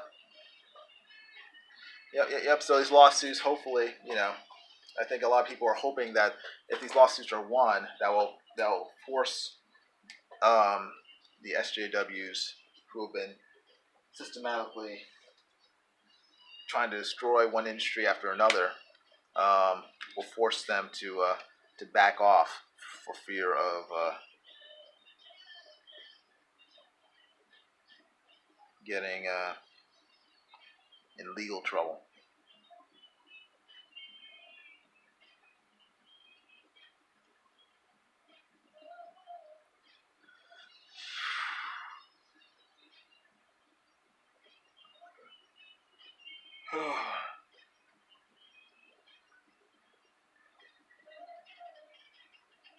uh,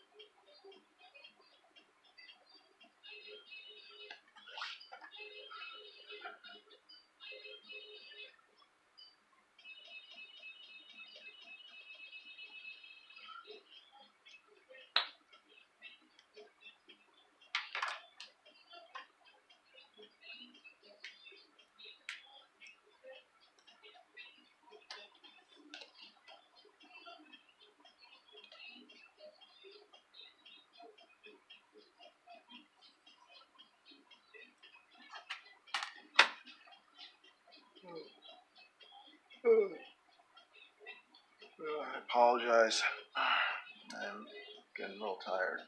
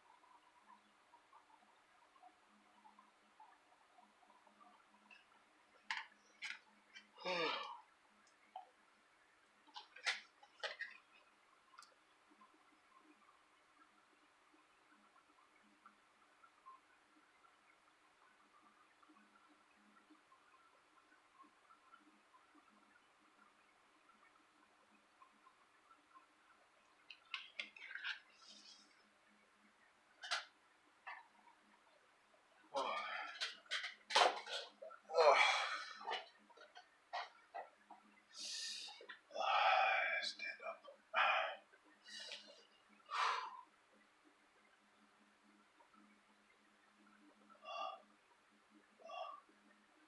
Sorry. Let me stretch.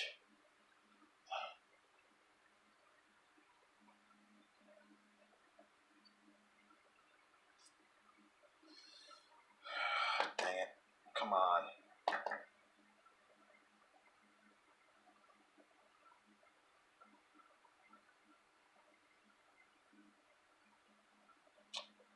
Alright.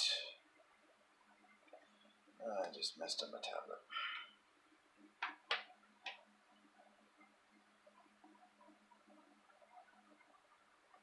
Okay.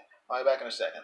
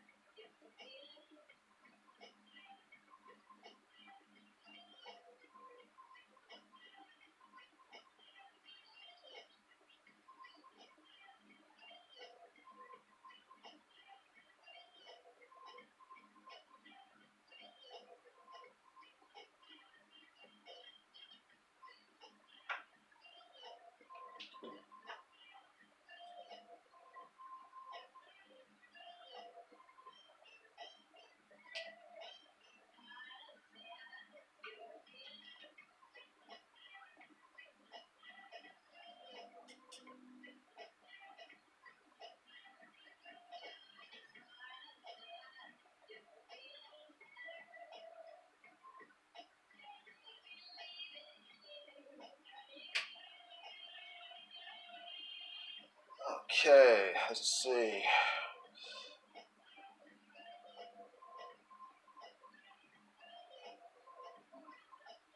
Joshua Hughes says, I'm going to get you up to 333 subs. Okay, cool. Awesome. Thank you very much. I appreciate it, Joshua. I had to go and get some superhero cookies. See? Superman. Batman. What's this one? That's Aquaman. See, it's broken. Aquaman. Another Batman. I had a whole bunch of them.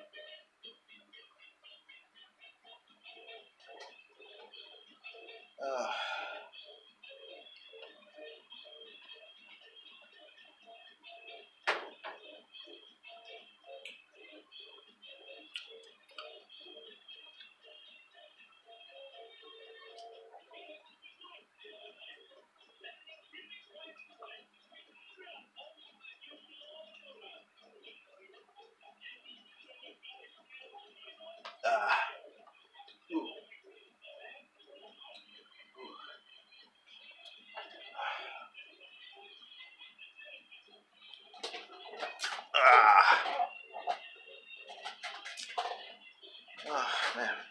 Well, everyone, thank you for hanging out with me. I appreciate it. Appreciate your time. You're putting up with my grumbling, complaining. Now you're getting a small window into what my wife has to put up with 24/7. Except I'm probably at a much better behavior when I'm on live streams than when I am at home. So, but I appreciate everyone hanging out, keeping me company. Santa Joshua says, Merry Christmas in July. Now you have 333 subs. Oh, awesome. Thank you very much. I appreciate it. I'm that much closer to catching up with Pope Fire and beating her in subs. Thank you, everyone, for subscribing, for giving this video a thumbs up, if you would. I really appreciate it. And if you would, please go out and share this live stream to everyone. Let everyone know that I'm drawing right now. John Dillard says, okay, I'm back. What did I miss? Ha ha ha. Hit me at 33332. No, John Dillard, they're all mine. All the subs are mine. All your subs belongs to us. What is that? I can't remember what that is. All your base belong to us, something like that. Santa Joshua says, you missed the Christmas gift giving Dillard draws. It's too late. Let me see. Okay. I gotta draw the pews now. The pew pew pew pew pew pew pews pew pew pews pew pew pews. John Dillard says, dang it. John Dillard has a lot more than has more subs than me, so he's already past 333. I'm pretty sure. He doesn't need your subs. I need your subs, not John Dillard. John Dillard already has a plethora of subs. What is going on here? With this tablet is... I know this tablet is 6 years old, but it should not be conking out like this. We need to overtake Pope Fire. Yes, we do. Hashtag beat Pope Fire. We need to make that trending on YouTube. On Twitter, rather. That would be hilarious if, like, beat Pope Fire ended up trending on Twitter, and everyone was wondering what does Pope Fire mean? And everyone would wonder, what does that mean, beat Pope Fire? And that would just grow exponentially. That'd be hilarious. So everybody, make it trend. Beat Pope Fire, so that my road to 500 subs before she gets there will take off. Photo of a cloud on in the background. So that's. Hey, no beating up Pope Fire. Pope Fire is awesome. So you just want to beat her in subs, not beat her physically. That would be a no-no. Yeah. Maybe it should be defeat Pope Fire, so people don't get the wrong idea. Pope Fire is very cool.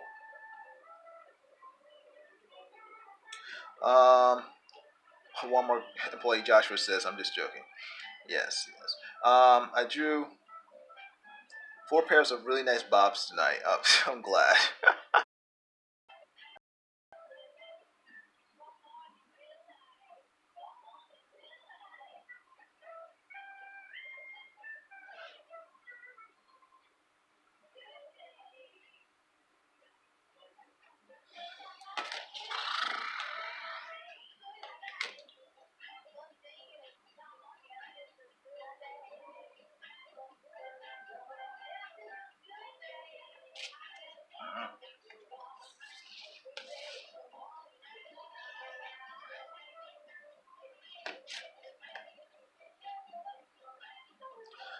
Oh wow, we have 10 people watching. Awesome. Hey everyone, if you're new, please give this video a thumbs up, hit that like button, and subscribe to my channel if you haven't already. And please share it out to everyone on Twitter or Facebook. Let them know that I'm drawing.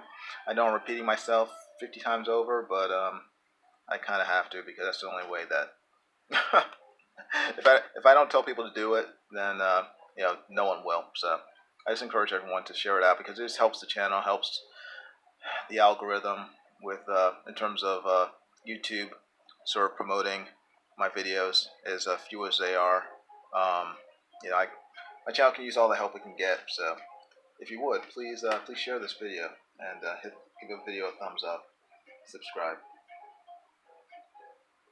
I try not to bore you too much with the live stream, but oh good.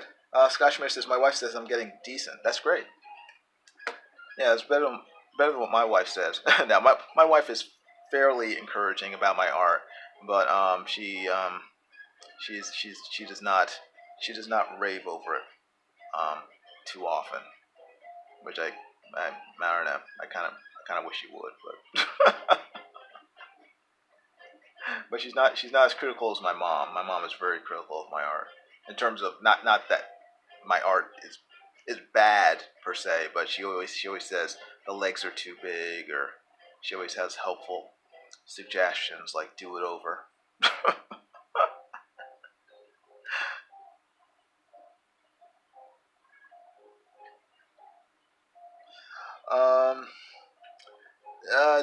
Okay, John Diller's going nuts with the really weird hashtags. And he says, if you don't want to be boring, you should invite in Pope Fire or George Peter Gatsis. I'll probably invite in Pope Fire because I know her. I don't really know George as outside of sort of competing with him on Drawn and Quartered. But yeah, if I get to the point where I'm almost done with this actually. I'm about ready to scan it in to color it. Not color it. Well, I guess shade it, however you want to term it, on a computer. If I do that tonight, I don't know. It's 2:19. I gotta get up for the air conditioning guy tomorrow. He's coming at 10. I want to get some sleep. If I go on tonight, I'll put out a link to some folks, and if they show up, cool. If they don't, that's cool too, and we'll see what happens. So let me put it that way. Or Scott the Super Troll. Are you talking about Scott Schmear? Scott Schmear's a super troll? Okay. I've never seen it myself. He seems like a very nice person. Scott Schmear says, yeah, she says she didn't have much to give. She didn't have to give me too much critiques this time. Criticism. And she knew right off it was Gina Lee Nolan. Okay, cool. I don't know who Gina Lee Nolan is. Is she an actress? And if so, what's she from? Because I am not familiar with her.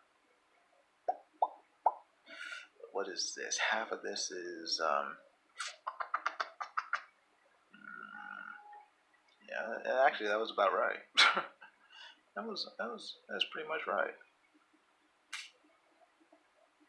Let me try this. There, right there. All right.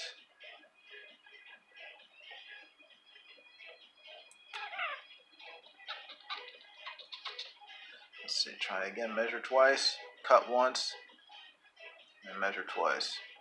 1. All right. 2 1/8.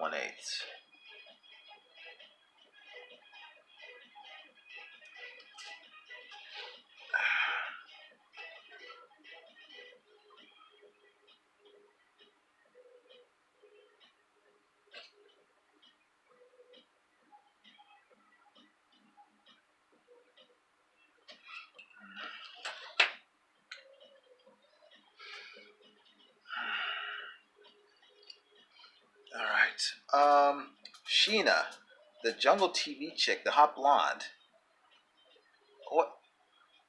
The only Sheena I know from TV is this is from the '80s. The early '80s.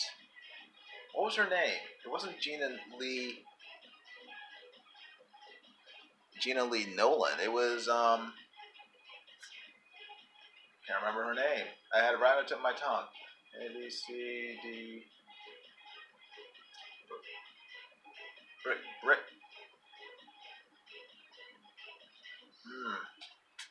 Can't remember her name now. But yeah, I'm not familiar with Gina Lee Nolan. Now I gotta look her up. Well, maybe not now, but later. Later, I'll have to look her up. Let me measure this here.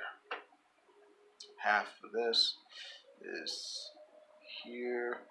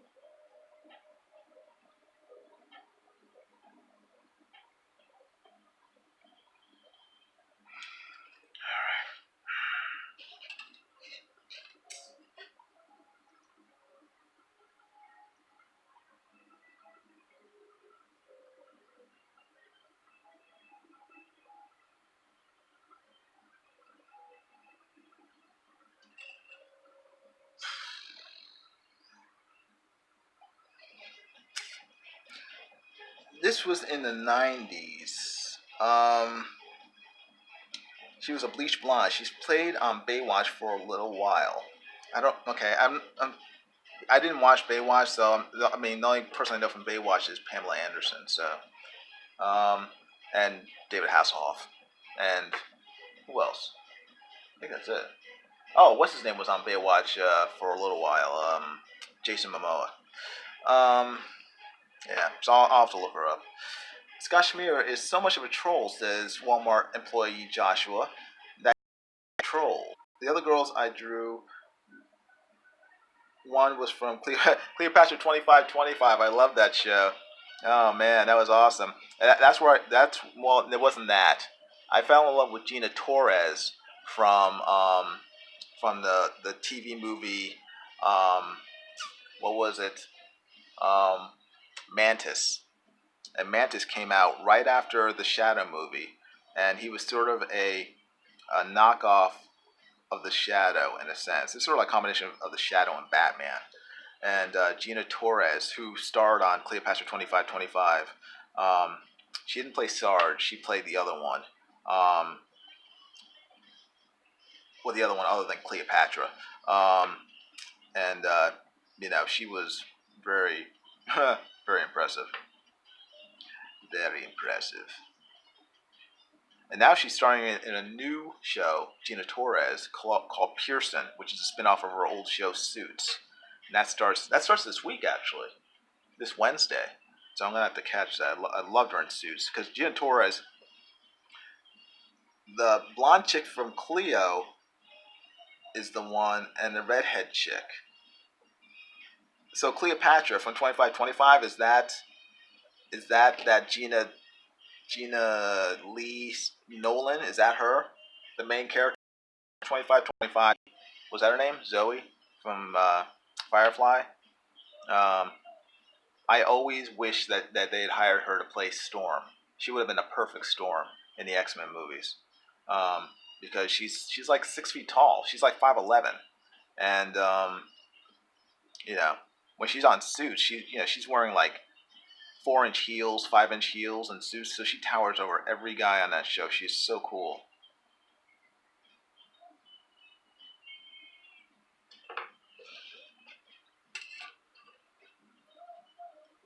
Let's see.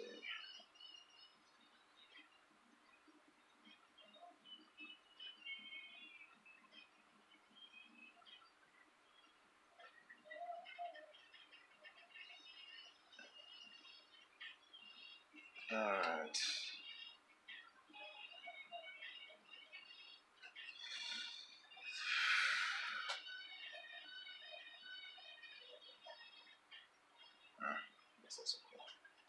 I suppose that's okay. The black girl I drew had legs up to her neck. That's a lot. That's a lot of legs. Check it out, Jimmy. I must say, all the girls I drew were sexy. All 4 of them. Says Scott. Okay, cool. Right.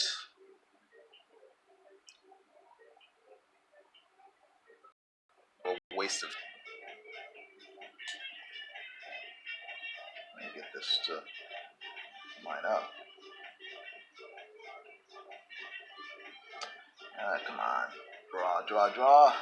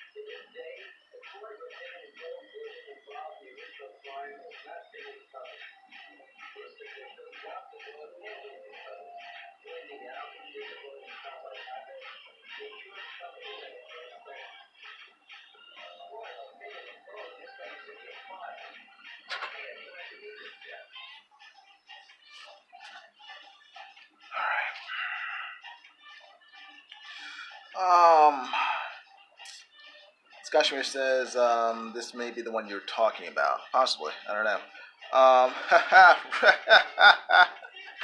Oh, man. Joshua Hughes is going crazy.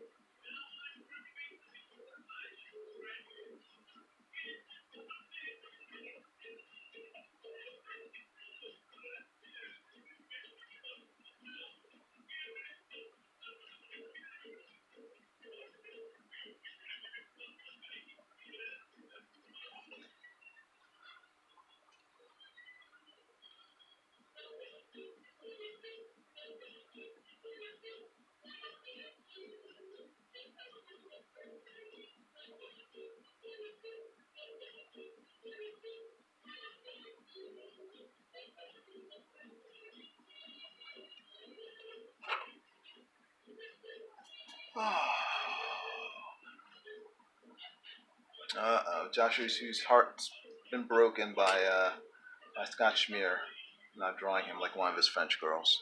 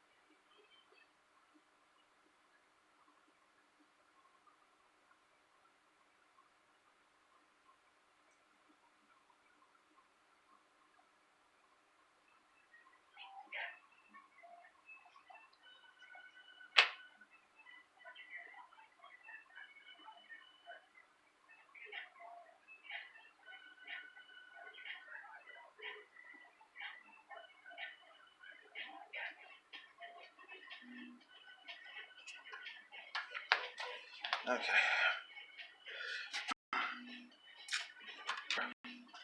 And make sure it's 2:34 right now in the AM Eastern Standard Time. Your time and your mileage may vary.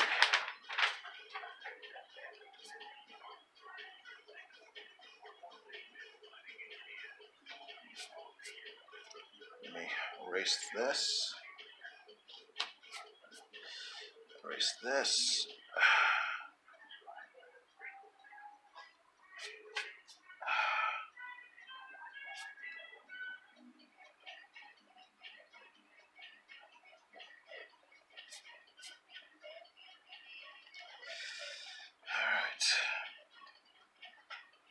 Skashmir asks, "Are you a sexy girl? I can only do so much." Skashmir's skills are not infinite. You can't make a silk purse out of a sow's ear. So, you gotta give him something to work with, Joshua Hughes. Lego Joshua says, "I feel tempted to take away some subs so you go back." No, Joshua Hughes, no.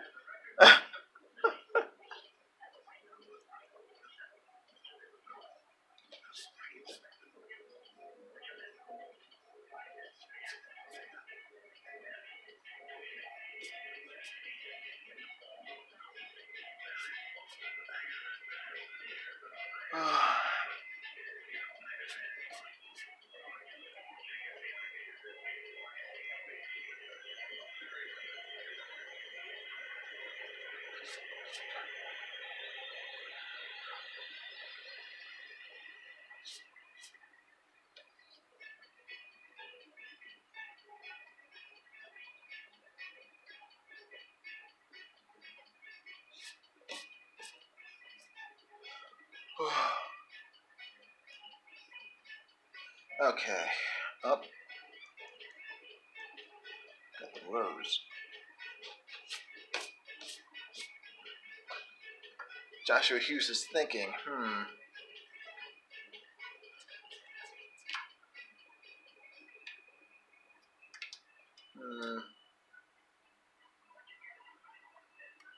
The scary and funny thing is that I suspect that half my subs are probably all Joshua Hughes.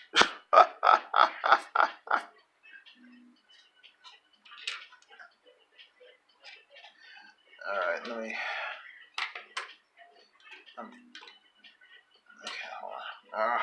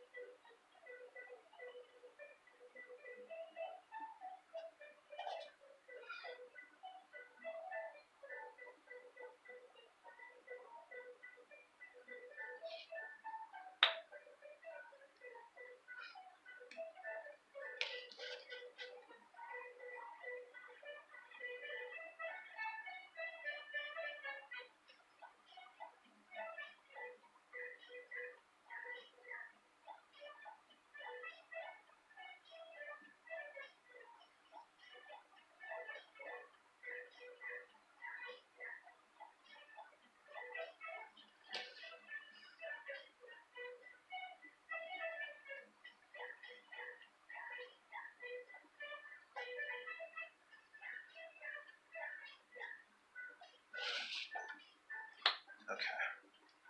All right, that's good. Wait, hold on. Okay, guys, this drawing live stream is about to end because I got to scan this in, take this into the computer, and then color from there. Let me take a quick poll. You guys, you want me to do that? Come back in 15 minutes, start another live stream, and do that.